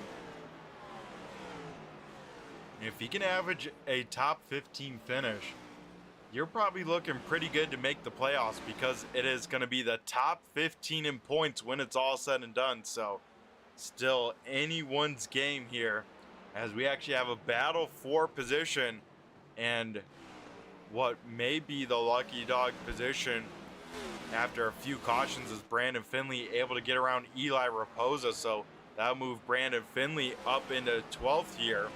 Right now, the current lucky dog here will be the 3 car of Tim Rogers. Wesley Donaldson once again going to be into some lap traffic. This time will be 7 laps to go for the 91 machine. Tanner White will hang a hard left hand, keep it up and out of the way. We love to see some respectful racing there from the field, and that's what we can kind of get each and every week with the 802 boys. I mean, here tonight we saw some very, very aggressive racing from the early to middle part of this race, but once things kind of calmed down, everyone got kind of spread on out. I mean, you can see since that 11th caution, we've been clean and green.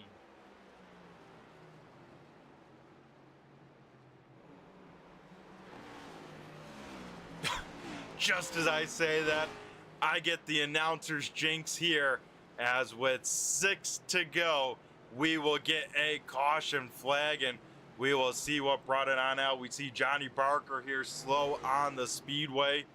As, yeah, let's get rid of this track map here, and it's going to be a shootout here as Tim Rogers down on pit road. That means I think Brandon Finley might be the lucky dog candidate here. So let's see what happened to bring out our most recent caution here, and we'll set up, I believe, a green-white checkered.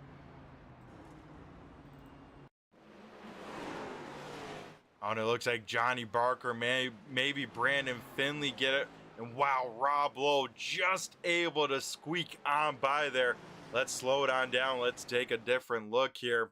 See what happened off of turn number 4. As maybe this is a little bit too slow. As we see the 6 and the 48 not racing for a position or anything like that. And then it looks like Finley might get a little bit tight. Barker a little low on the racetrack. Then Barker trying to save that race car. And once again, see that car unload. And man, Rob Lowe just getting enough of a gap to the outside. And here it is, folks. The money stop of the night. Everyone that is on the lead lap down on pit road. What will be the call? Will be 4 tires, 2 tires. Oh man, we'll keep an eye here on the end of pit road. See who's willing to gamble. Right side's going on up for our top 3. Jack will be dropped. They will head to the left side. Our race leader going to gamble it too. Same with Anthony Calatoni and Cody Meadows. The first car on 4 fresh tires will be the 97 machine of Jeff Pogo. Brandon Guerin rounding out the top 5 off of pit road. Oh man. We've seen all night long these cars sketchy off of turn number 2 with only right sides. That will also create the car to be loose. So it's going to be very, very sketchy with these guys on old left side tires to be able to put the power down. But they kind of only have to do so for a green-white checkered. As here we go. I believe not going to be an official one. Going to be a natural green-white checkered. As this time by, we will get the 2 to go once we get the green flag. So just like we've seen with the green-white checkers here, once we take the green flag, if we get a caution before the white, we'll slow down the field, get that, I believe, our final attempt at a green-white checkered. If the field gets the white flag, we are racing back to that checkered flag no matter what happens here. So Wesley Donaldson had the car to beat the second half. Can he hang on? Can Jeff Pogo on 4 tires make it around 3 other cars in front of him?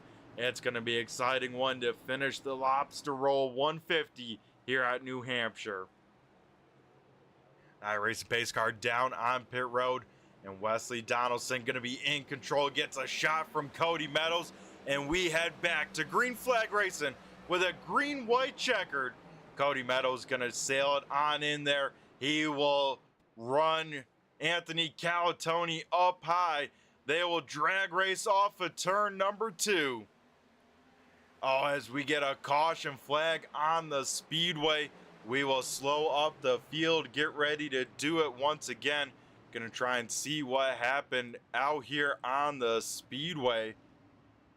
Looks like it may have involved the 36, yes it did, of Mike Pardusky here, so we'll see what happened.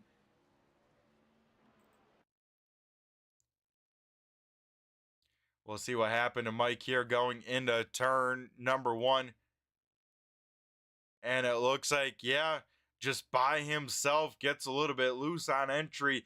Then that car continues to get sideways at the apex. And, oh man, gets the whip weight, gets the overcorrection, and will back it into the outside wall pretty hard with the left rear quarter panel. So I think with, at least at the moment, Pardusky's still inside the top 10, but that could have been very, very bad there.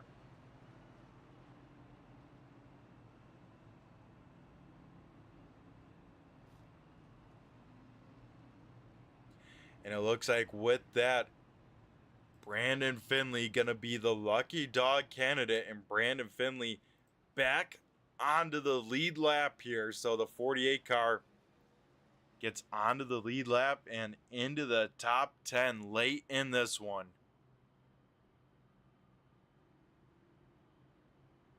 As Wesley Donaldson, he had himself a great start.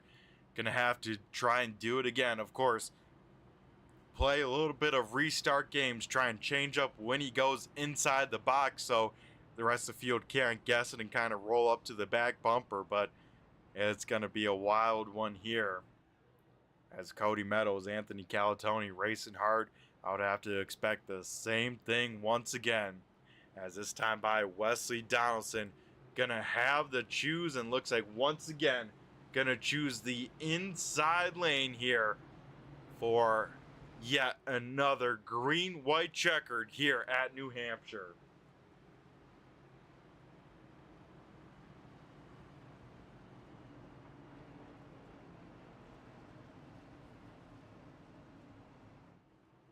So lights out here at the New Hampshire Motor Speedway. The field re-racked, restacked, and we get ready to end things on off. Like I said, once again, we get a caution flag. I think this race ends under caution if that happens before we get the white, but if we get the white flag, no matter what happens out on track, we are racing on back.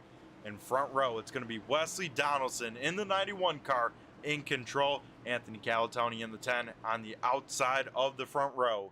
Cody Meadows and Jeff Pogo, row number 2, then Kip Easley and Brandon Guerin in row number 3. iRacing pace car heads down pit road, and once again, Wesley Donaldson gonna wait till the last second. He will fire on off, and we head back to green flag racing here at New Hampshire. Once again, Donaldson gets clear. Once again, Meadows runs Calatoni up the racetrack just a little bit. Those two will drag race down the back straightaway. Meadows gets loose. He'll be able to save that race car. Cody Meadows will sail it in there deep. He'll get into Anthony Calatoni. Big time hits between the two of them. Calatoni now going to try and cross over Meadows. We get the white flag. We are racing back to the checkered. Calatoni, wow, does not sail it in there. Now Jeff Pogo hard into the outside wall. Pogo and Calatoni going to be done and out of it. Further down the backstretch, we got cars still all over the racetrack. Cody Meadows, Rob Lowell, and off of turn number 4, what just happened? As Wesley Donaldson will pick up the win. Photo finish for second as Brandon Guerin will beat out Kip Easley. That will be the top 3. Brian Wertman, all things said and done, will get 4th. And Brandon Finley was the wave around car on the green-white checkered. He will finish 5th. Holy smokes. We'll have to watch the replay of that white flag lap one more time, but Wesley Donaldson will get the job done, so we'll keep an eye on the 91 machine here on the front straightaway as he will get ready to burn it on down, I assume. as Wesley Donaldson will celebrate the win here at New Hampshire. And man, if people were frustrated before in this race to kick things on off, especially in that midpoint, man, there's going to be a lot of frustrated drivers here at the end of this one. As Wesley Donaldson going to burn it on down at the front stretch. Don't go anywhere, folks. We got our post-race show here coming at you here in just a moment, but let's take a look one more time. Slow on down that final lap here. As going into turn number 1 here, Anthony Calatoni, like I said, I'm surprised he didn't sail it in there to Cody Meadows, how Meadows kind of moved it on up. And then Jeff Pogo gets into the back of the 10 car. Pogo's car unloads, huge hit for him. And then Cody Meadows trying to save that race car. He is out of sorts, gets tagged then by the 21. Those cars stay stuck together down the back straightaway. Tim Rogers will try and avoid. He will tag Eli Raposa, and then those two cars still stuck together. Finally will end things by hitting the outside wall hard. Man, is everyone else able to squeak on by, but holy smokes. Don't go anywhere, folks. We got our post-race show. It's going to be a spicy one, as we'll be right on back with our commercial break and our post-race show.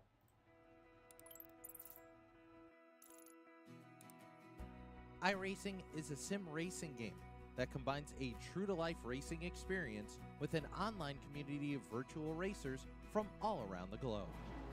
iRacing offers a multitude of officially licensed cars and tracks, laser scanned with millimeter accuracy. Their car models and mechanical systems are based on real-world physics and engineered in cooperation with manufacturers and race teams. Their skill license system ranges from rookie to pro, ensuring members are always pitted against those with similar skill sets. Members are able to sign up for a weekly race series, compete in time trials, host a private race with friends, and participate in racing leagues created and run by the community. With over 170,000 members, iRacing works in partnership with renowned motorsports organizations like NASCAR to deliver virtual races based on the real-life NASCAR Cup Series, as well as many other series on the NASCAR ladder. iRacing also features team racing, providing a variety of options for members to create and manage their own teams. Race with friends or real-world teammates in full-length endurance events like the 24 Hours of Daytona, Spa 24, or the Bathurst 12 Hour. Additional partners include IMSA, World of Outlaws, Supercars, and IndyCar, allowing members to race in their very own Indianapolis 500, Bathurst 1000, Chili Bowl, and many more iconic events. This is iRacing, delivering the most authentic racing experience short of getting into a real race car. Sign up today at iRacing.com.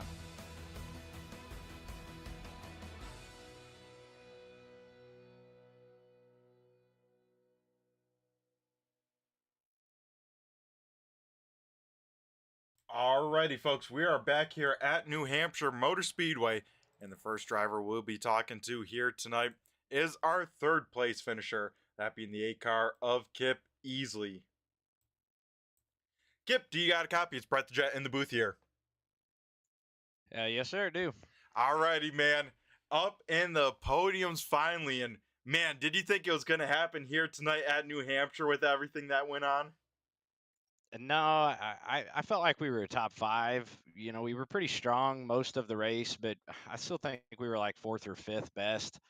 And you know, it was kind of played to our favor there a little bit. And then I don't remember what lap that wreck was when Jim Ott and the 19 washed up, but I got into him a little bit, and it caused me to have some right front damage, and you know, I had some toe link damage, and it really hurt me, and I fell back to, you know, like 11th or whatever. So it worked that caution. I was making ground up, you know, with the tires, but you know, that caution kind of helped me out to probably move me up another 2 or 3 spots. Yeah, for sure, man. And like you just mentioned, we could tell here, even on the broadcast, that 8 car definitely was tending some damage there because your pace, like you mentioned, seemed off. But even with the long run, though, you start picking them up, putting them down, and man, in the right spot there with that green white checkered, with those two green white checkers, even. Yeah, it was definitely a little hairy there at the on that last green white checker when they got into it there out of one, and I was hoping I took it low there, but got on the apron and I just wasn't able to really throttle up much, and me and Brandon got into it a little bit, door banging a little, and luckily we were able to both make it through there just with a barely enough room, but it worked out good for me. Yeah, that it did here at New Hampshire. We can at least put this in the rearview mirror. I mean, next week we head to Phoenix. How do you feel about that place as well? Uh, it's a lot like this track. It's flat. The only thing you got different there is you got to contend with the dog leg, but you're dealing with shifting and kind of easing into the throttle, coming off the corners and things like that. So um, I look at it about like here. I do about the same. I'm probably top 10 type of car maybe there. I do enjoy it, and I look forward to be a lot of the same as tonight. Yeah, and I tell you what, if you have another good finish, you could very much be in the points lead. I mean, here tonight, you take a chunk out of Jeff Pogo as well as Cody Meadows, and with Joe Hudson not here, yeah, man, you at least move up to third just behind those two battling with the points lead. So a good points night, all things considered, too. Yeah, absolutely. I've needed to make up a little bit from when I've spun right there on the green white at California, so at Auto Club there. So it was nice to make up some points tonight, and especially that last green white checker when Cody and them spun out there. It definitely probably worked a little bit better to my favor. Yeah, and man, I tell you what, a crazy race overall. I mean, how would you feel behind the 8 car? Because we saw you say, you know what, I want to get out of this mess. I'm going to go very long on the first tire set. Was that kind of the game plan, or did you say, hey, man, I don't want to be in this hornet's nest and I'll just try and ride it out till I have to pit? No, I mean we could go like 80 laps, I think, on fuel. So I was originally trying to stretch it to about 60. I thought we would spread out and have a longer green flag run, like we did there toward the end. And so that my hope was we would get kind of spread out and everybody, we'd get to like that 50, 60 lap mark and then we would pit. I was really surprised everybody took tires there on like a lap 33 or 34 there. I was really surprised there. And it was too early, in my opinion, to take tires and you didn't need fuel. So there really wasn't a need to go in and pit for me anyway. Yeah, and with that tires, you came back out on track, seemed pretty sporty. Did you feel like there was a decent tire advantage here at New Hampshire tonight? There is when you can roll in through the center of the corner a little bit better, and maybe a little more grip off down, as you get some heat in the tires. But I don't know. It's still so hard to pass here, and you've got to really, work a lap or two and get underneath them and get on the throttle and try to roll it through there. And rolling through the center of the corner is probably the biggest advantage for me. Yeah, and that seemed like the very tough place here tonight. I mean, it seemed like getting that center speed was the key, and that's why it seemed like the place to pass was the outside, right? You could carry that speed and then carry that speed off the corner onto these long straightaways. Yeah, for sure. I mean, if you were able to, kind of get into that third lane there, and gas it and kind of diamond it back down into the second one and driving off on the high side, it was really tough to pass.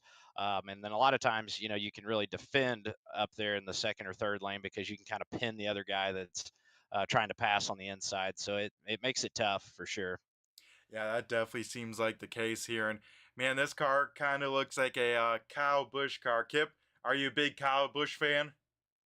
Yeah, for sure. Obviously, a big Dale Jr. fan, but big Kyle Busch fan too in the eight. So, kind of, I run both the eight fonts to kind of represent.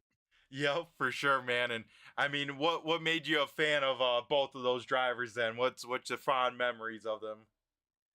Well, I just grew up a Dale Earnhardt fan, and then followed Dale Jr. At the passing there, and throughout his career, and then just Kyle Busch. Obviously, I wasn't I always respected his driving, and he's a great driver, and him to come over to the Chevy on the eight and the RCR obviously was when I kind of jumped on the wagon with him, and just wish he'd run better. Yeah, I know this season was definitely a rough one to be a Kyle Busch fan, and I know there might be light at the end of the tunnel with that crew chief swap there at the end of the season. Two good finishes, right? Yeah, absolutely. Yeah, hopefully we get some wins over there next year, though. Yeah, for sure, man. I would love to see Kyle Busch at least win a few more before he calls it done. Because, like you said, he is a heck of a wheelman. Yeah, absolutely. All righty, Kip. Well, you're a wheelman here tonight, able to walk away on the podium. So before we let you go and celebrate that, my man, we're going to go hand over the mic to you one final time and let you celebrate. And of course, have you thank who you got to thank, whether sponsors, teammates, and anyone else you like to give a shout out to on the broadcast here. Yeah, just want to shout out everybody at the league. Admin team. They do a lot to put this on. Appreciate you with the broadcast and the time it takes for you to do it. You do a great job with it. And then my teammates and my family. Obviously support me through this. It takes a lot of time, like I always say, and it takes a lot of sacrifice on that. So just appreciative of all that and everybody, and look forward to seeing everybody at Phoenix next week. All right, sounds good, Kip. Go and celebrate this podium finish, my man. And I'm sure, man, we'll be talking to you again here in the future. So you have yourself a great rest of the night. You as well. Thank you. All righty, folks. That was our third place finisher here tonight, Kip Easley, with his first podium of the season. Speaking about first podiums of the seasons, let's talk to this guy here, the driver of the one car, Brandon Guerin, bringing it home in the runner-up spot. Brandon, you got a copy? It's Brett the Jet in the booth here. Gotcha, Brett. How are we doing? Man, we're doing all right. A crazy race. How are you feeling after 150 plus laps at New Hampshire? I feel good, Brett. We finished second, so can't be upset with that. I mean, I think we were about a 7th place car all night, so to finish second, that's good in my books. Yeah, I was just about to ask that question. Where did you feel like your car was running all night long? Because we saw you, especially after that let's say third to last caution going into that green flag run. You were having some pretty good pace there with inside of the top 5 as well. Yeah, I felt once we got up there, like so I pitted earlier than most of the leaders. I pitted around halfway. I think I pitted on 75 because I figured after they would, and I'd cycle to the front. So my hope was just to hold off to the top 5, and then we actually had pretty good. I didn't have anything for like Pogo or the 91, or I think Cody Meadows eventually ended up passing me. There was a few guys faster than me, but once I got to the top 5, I felt like I could maintain it, and then that was kind of just the goal after where we were running barely inside the top 10 for the first half of the race. But we also never got in that flow of a good long green flag run like we did eventually at the end of the race, which is kind of where I'm a little bit better is once the tires come into it. So yeah, I was really happy with how it was once we actually got a long green flag run. Yeah, and it seemed like that car was very good with a green flag run. And, one of the few cars that seemed like out there to have not too much damage, even with you being, it seemed like in the middle of a lot of that calamity out there.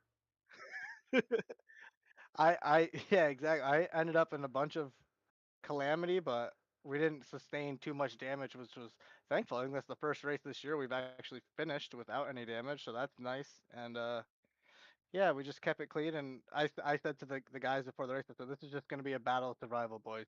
This is going to be ugly tonight, and it was ugly for the first half. Yeah, that it was. And I don't think anyone expected it would be this ugly. I mean, I mentioned it in the broadcast, Brandon. Last time we were officially here at New Hampshire, that race went green to checkered. Quite a bit of different race here tonight, wouldn't you say? Yeah, very different, very different. I mean, but the second half of the race shows that we could have went green. Just a lot of there was just not a lot of patience out there tonight, and I could see it from my vantage point. Like I said, running mid pack most of the race, there was a lot of guys just driving the car way too hard early in the runs, and we could never get going to where eventually, like you saw under that green flag run, everybody spreads out, and it's really good racing, but that's just the nature of the beast sometimes, and I'm just glad that I survived this, and we came out with a really good finish tonight, and yeah, finally able to get some points up on the board here. Yeah, maybe using a little bit of lady luck as well, because let's walk through that final green-white checkered. I mean, you had to be big time puckered up in 1 and 2 to see all those cars spinning all sorts of directions right in front of you. Yeah, I didn't like seeing that Pogo. One of my teammates was one of the ones spinning, but I was a little nervous, and I kind of slid down into Kip, and like we kind of like used each other to kind of just keep piling through, and me and Kip made it through out of everybody, and we're lucky to finish top 1, 2, 3 here, so that was nice. Yeah, that it was at least able to get, some of the Hoonigan group up there, because it seemed like this whole group had a lot of speed. It just seemed like, man, just in some bad situations all night long, Yep. except for yourself. Yeah, I think Jim had the best car here. I think Jim was going to be the guy to beat. Pogo really strong at the end of the long runs. I mean, he was up there, and I thought he was the first one on 4 tires for the restart. I thought he had a real chance at that. And then Tim over there burning up his right front, but he hasn't raced in a while, but he was faster than me at one point too. So all like we were talking before the race, and we were talking about how analogizing us to Hendrick Motorsports, and I was like, yeah, I'm pretty much the Bowman to you three, because you guys are way lightning fast compared to me. But you see, old Bowman can get the job done when Yeah. it counts at the end, right? The tortoise and the hare, and the tortoise got this one today, I guess. But I wish my teammates were up here with me. They all deserve to be in the top 5, if you ask me. We were all really fast, and it was a good race though. Still. Yep, a good race for the one car, all things said and done. Next week we head to Phoenix. Brandon, how you feeling about that place?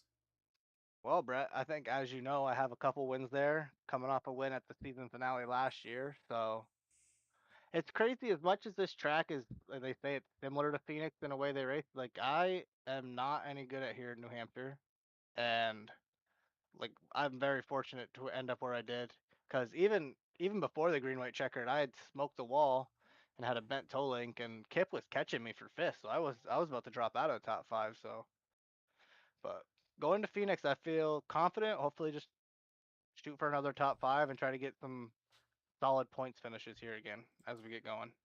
Yeah, that is a good game plan here, because let me check with the points. I think, yeah, you're just inside the top 15. So this finish here tonight will definitely help you in that top 15. Yeah, like I was talking to Pogo earlier this week, and I said, buddy, I just need a finish. And we got, because Daytona we wrecked out.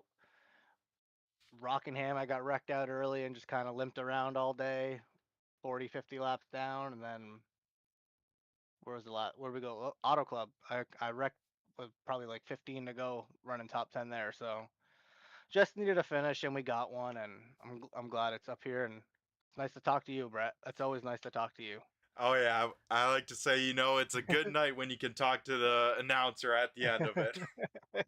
Yeah, that's for sure. I finished third Friday, Brett, and I didn't get to talk to the announcer. Old Matt's mic went out, so that wasn't fun. But to come out of New Hampshire with a couple top 3s that's good, and I'm excited, and hopefully we can get some momentum going here. Yeah, hopefully. And as long as all things go to plan and nothing pops on up, I think I might make a return here. I've been playing around with my wheel. It hasn't disconnected in a while, so I'm feeling all right to make a return.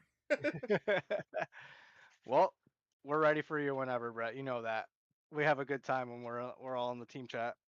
Oh, that's 100% sure, Brandon. And yeah, once again, my man, congrats on the runner-up finish here. Before we let you go, of course, we're going to go hand over the mic to you and have you thank who you got to thank, whether sponsors, teammates, and anyone else you like to give a shout-out to on the broadcast here.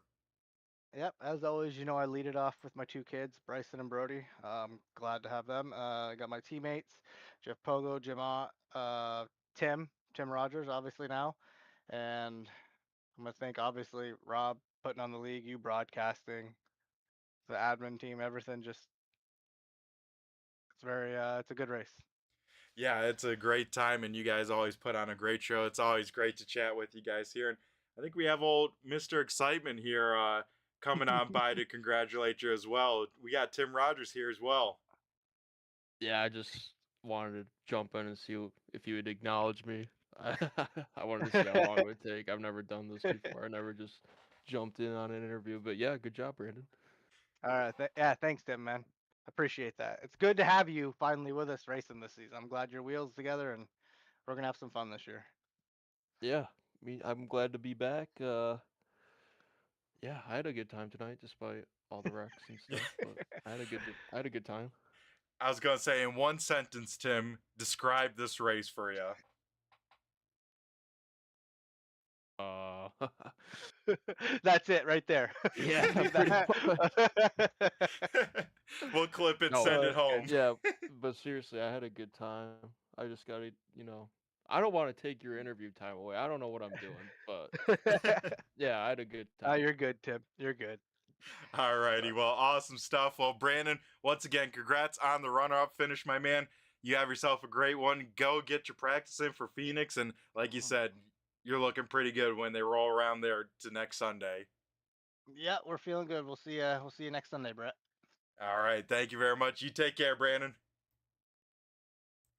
Alrighty, folks, and that was Brandon Guerin, our runner-up finisher.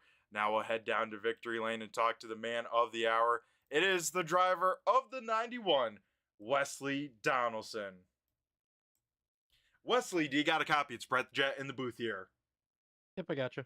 Alrighty, man. First and foremost, how we feeling after 150 plus laps here at New Hampshire? Pretty good. I mean, it's always good when you cross the line first. I don't feel like I mean, this is my first race here, but even with some other league stuff I've been running, I haven't been in Victory Lane in a while, so it was nice to finally get back. Yeah, and I bet you it was. And kind of a weird stat here going into this week. Last week, Anthony Calatoni went 1-for-1, one start, one win. Then Wesley, you jump in here tonight, first ever start, and you pick up the win. Wow. Yeah, I actually, so Anthony's my teammate. We race over at Sim 500 mainly, but Joey had pitched that this league was taking some drivers in, and we don't really have anything that's running on Sunday nights right now. I saw he ran it last week, so I figured I'd pop over and run some, and I had a really good time. Yeah, and I tell you what, that 91 car looked on rails, especially during that green flag run. And you're probably just hoping that we got to a green flag run, right? Yeah, I knew that I would be pretty good on the long run. There's a couple guys that were pretty quick though. I know was it Jim was pretty quick. We were kind of battling back and forth. It did feel like a lot of guys were really throwing it in on corner entry, so I was hoping if we could at least get like a 50 lap run in at some point. Or I mean, go green to the end would have been ideal, but once we did finally get that long run, I know Anthony hung with there, and then he was the Jeff Pogo hung with there too. I know he had a little bit fresher tires, but slowly but surely just started to see them get a little bit smaller and smaller in the mirror. So I was hoping we didn't have to deal with that caution there right at the end, but you know, you do what you got to do. Yeah, and that you did. You're able to get the job done. But of course, with drama filled there, not one, but two green white checkers. I'm sure your heart dropped when you saw that first caution, right? Yeah, I was I mean, I think it had been a long enough run that I kind of figured everybody would pit, but you just never know sometimes. I mean, I'm not, I know I missed some races, so I'm not necessarily running for points or anything, but uh, some of these guys, I mean, y- you always have a guy that maybe doesn't have a chance to win or in something like that very often, and just really taking that gamble on staying out. I didn't feel like that was the right call to make, but I didn't want to give anybody the chance to take two tires or anything. So Anthony and I committed to two on that when the caution came out there, and I thought I put maybe a little bit too much fuel in it. Um, so I was a little worried. I hadn't tried two tires yet. Usually I'll like try it in practice just to get an idea, but um, it stuck pretty well. But when that first green white checkered happened, I got off a two there and I felt it wiggle a little bit, and I was like, oh, I'm a little worried to get back into it fully because the caution came out at the right time that I didn't really have to. But yeah, I think ultimately made the right call there. Yeah, I think so as well. And I was like, you were probably in the seat. I was questioning the two tires because, like you just mentioned, it seemed pretty sketchy coming off of two with those bumps. And I'm like, man, two tires is only going to make that car worse on corner exit like that. Yeah, and I know this car's a little weird, and between like Anthony and a few other guys that I race with, like we've done a lot of testing just to kind of see when two tires will work. It does seem to work a lot more in this car compared to like the Xfinity car, or the truck, or the ARCA car, or anything like that. Usually, as long as you're like the left side tires are wearing fairly even, usually two tires will work, and they were pretty close. You're wearing, for at least for me, I was wearing the left front a little bit more than the left rear, but it was within like 3 or 4%. So it wasn't too bad. It was just a matter of how loose are you going to make it and how much fuel do you need to put in it. And I kind of took a guess and I think it was at like not quite 12 gallons. I think it was at about 11.5. So I was debating on that or keeping it under 10. But I know Anthony tried something way different. He didn't even put any fuel in it at all, which I I don't think was the right call either. But it was a little bit of a guessing game there when I was making that call. Yeah, for sure, because it's all about that weight distribution, and usually, less fuel taken means a tighter car, which would help with the two tires, but it's always that fine line, right? Especially with these next gen cars. Yeah, and I don't like a tight car either. I'd rather it be loose. So I know Anthony's quite the opposite. So I wasn't surprised that he made the call he did too. But I knew that I had to do something at least a little bit different. Yeah, and I tell you what, worked out really nice for the 91 car, though. A little bit of a scary moment through 1 and 2 for that final time when you saw those cars starting to ping pong coming to you. What were you thinking and seeing that in your rear view? I, I got a little bit of a warning from Anthony because I saw them bouncing off like in 1 and 2. I don't remember who ran who up. Somebody ran somebody up in 1 and 2. And then it looked like even worse in 3 and 4. And he's like, "You might want to watch out going into the next corner." I'm like, "Okay, I'm just gonna keep it low. You guys do whatever you're gonna do, and hopefully you don't get close enough." Yep, and luckily no one was able to get close enough to this 91 car. Kind of this whole second half of the run, Wesley, you're able to get the job done, man. And yeah, we would like to see you some more out here. I mean, you do have 2 drop weeks coming into week 5. I think with some good finishes, could have a shot at the top 15 because it's the top 15 into the playoffs, and then from there, it's all game on and reset. Yeah, I think there's a chance that I could still. I know probably later in the season I may not be able to run quite as much. So I know at least for this section through the rest of November, December, a little bit into January, I know I'll probably be able to make most weeks. So I look forward to it. I think we're going to Phoenix next week, so I do like racing at Phoenix too. So I'm excited for that one. Yeah, that one should be a good one as well. And yeah, maybe Wesley, you're out here chasing checkered flags. That's all you can ask for.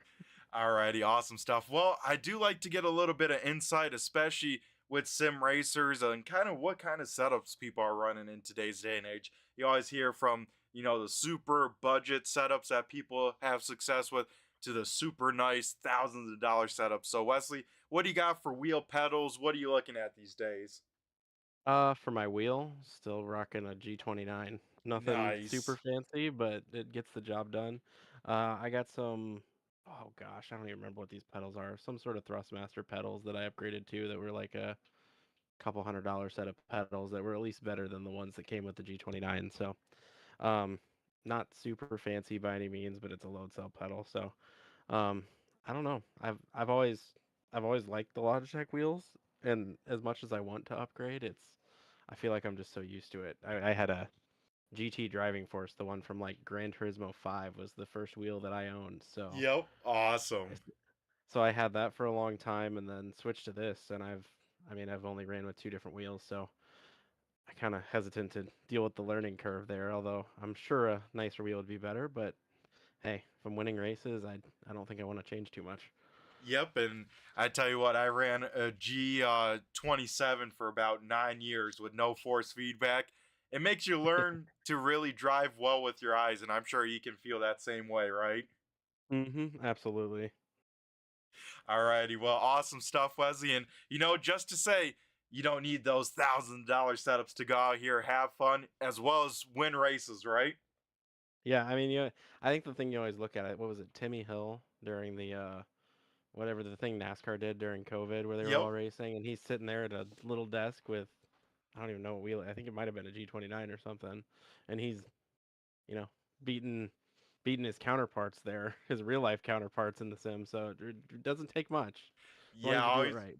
Yeah, I always remember back in the day, Ty Majeski racing on a 20-inch laptop with a G27 bolted to like a TV dinner stand. I was like, man, Mm-hmm. that is wild. Fast guys are fast no matter what.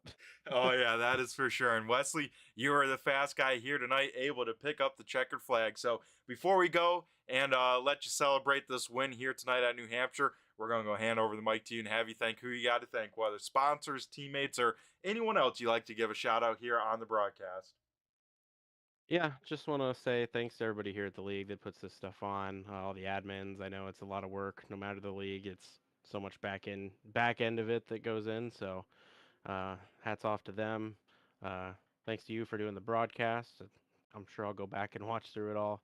I'll be honest, I'm not sure what the league sponsors are here, else I'd be shouting them out, but I'll at least say the ones on my car. So WBD Diecast, which is my custom diecast company. I make custom diecast for current day Cup, Truck, Xfinity, ARCA, iRacing paint schemes, anything you can think of. State Farm, and all the guys back at Sim 500 that I race with all the time. It's another good league. If anybody ever needs somewhere else to race, whenever they're not racing over here, feel free to check us out. Alrighty, awesome stuff, Wesley. And I'm always curious to hear the pricing. What does a custom diecast run for, just to give an idea for the viewers listening at home? So like a 164, you're probably looking 30 to 35 bucks depending on the car type, and then 124, I mean, probably anywhere from 120 to 160. Okay.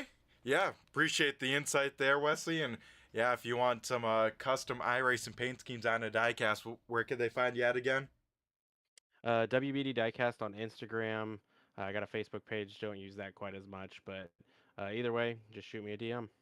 Alrighty, awesome stuff. Well, Wesley, once again, congrats on the win here tonight, my man. You have a great rest of the night, and we look forward to seeing you next Sunday at Phoenix. Sounds good. We'll see you then. Alrighty, folks, that was our race winner, Wesley Donaldson, getting the job done here, and we'll park it in victory lane and go 1 for 1. So let's get on back to things, and looks like already turned off the lights, so let's quickly run through the race results. Once again, got to thank each and every one of you, live replay, any viewers out here on the Turn 3 Racing Network. Appreciate each and every one of you. So Wesley Donaldson will pick up the win. Brandon Guerin will finish in second. Kip Easley will round out the podium. Brian Workman, tonight's big mover, he's able to not only get a top 10, but a top 5 finish. And then Brandon Finley will round out that top 5. Mike Pardusky will finish 6th. Anthony Calatoni in 7th. Cody Meadows will finish 8th. Rob Lowe will round out 9th. And Jeff Pogo will finish P number 10. Finishing in 11th is Nick Larson. 12th going to Johnny Barker. Tim Rogers will finish 13th. 14th going to Eli Raposa. Tanner White will finish 15th. 16th going to Jim Opp. Joey Gattino will finish 17th. 18th going to Aiden Tatro. Finishing in P number 19, that will be Cody Brewer. John Fowler will round out the top 20. 21st will be Ariba Caton. And Chris Proger will round out the field here tonight. So that'll do it here from New Hampshire Motor Speedway. Be sure to tune in next Sunday night as these guys will take on Phoenix Motor Speedway. We, of course, got to give a thanks to all the league drivers to spend their time to put on the show that all of us can enjoy. The league admins, as well as the league sponsors, that being BG Graphix, Riptide Radio, GStone Motorsports, as well as Stone, Chrysler, Dodge, Jeep, and Ram. If you want to find out more, be sure to check out 802 iRacing on Facebook. So that will do it here tonight. Turn 3 Racing Network is partnered with Premier Setup Shops. You can find out more with a link in the description. That will take you over to their website, and you can find out all the cool stuff they have to offer. So that will do it for myself. I've been Brett the Jet in the booth with Turn 3 Racing Network. Everyone take care, stay safe, and we will catch you in 1 week's time at Phoenix. So that will do it. I've been Brett the Jet, and I just flew by you. Have a good one.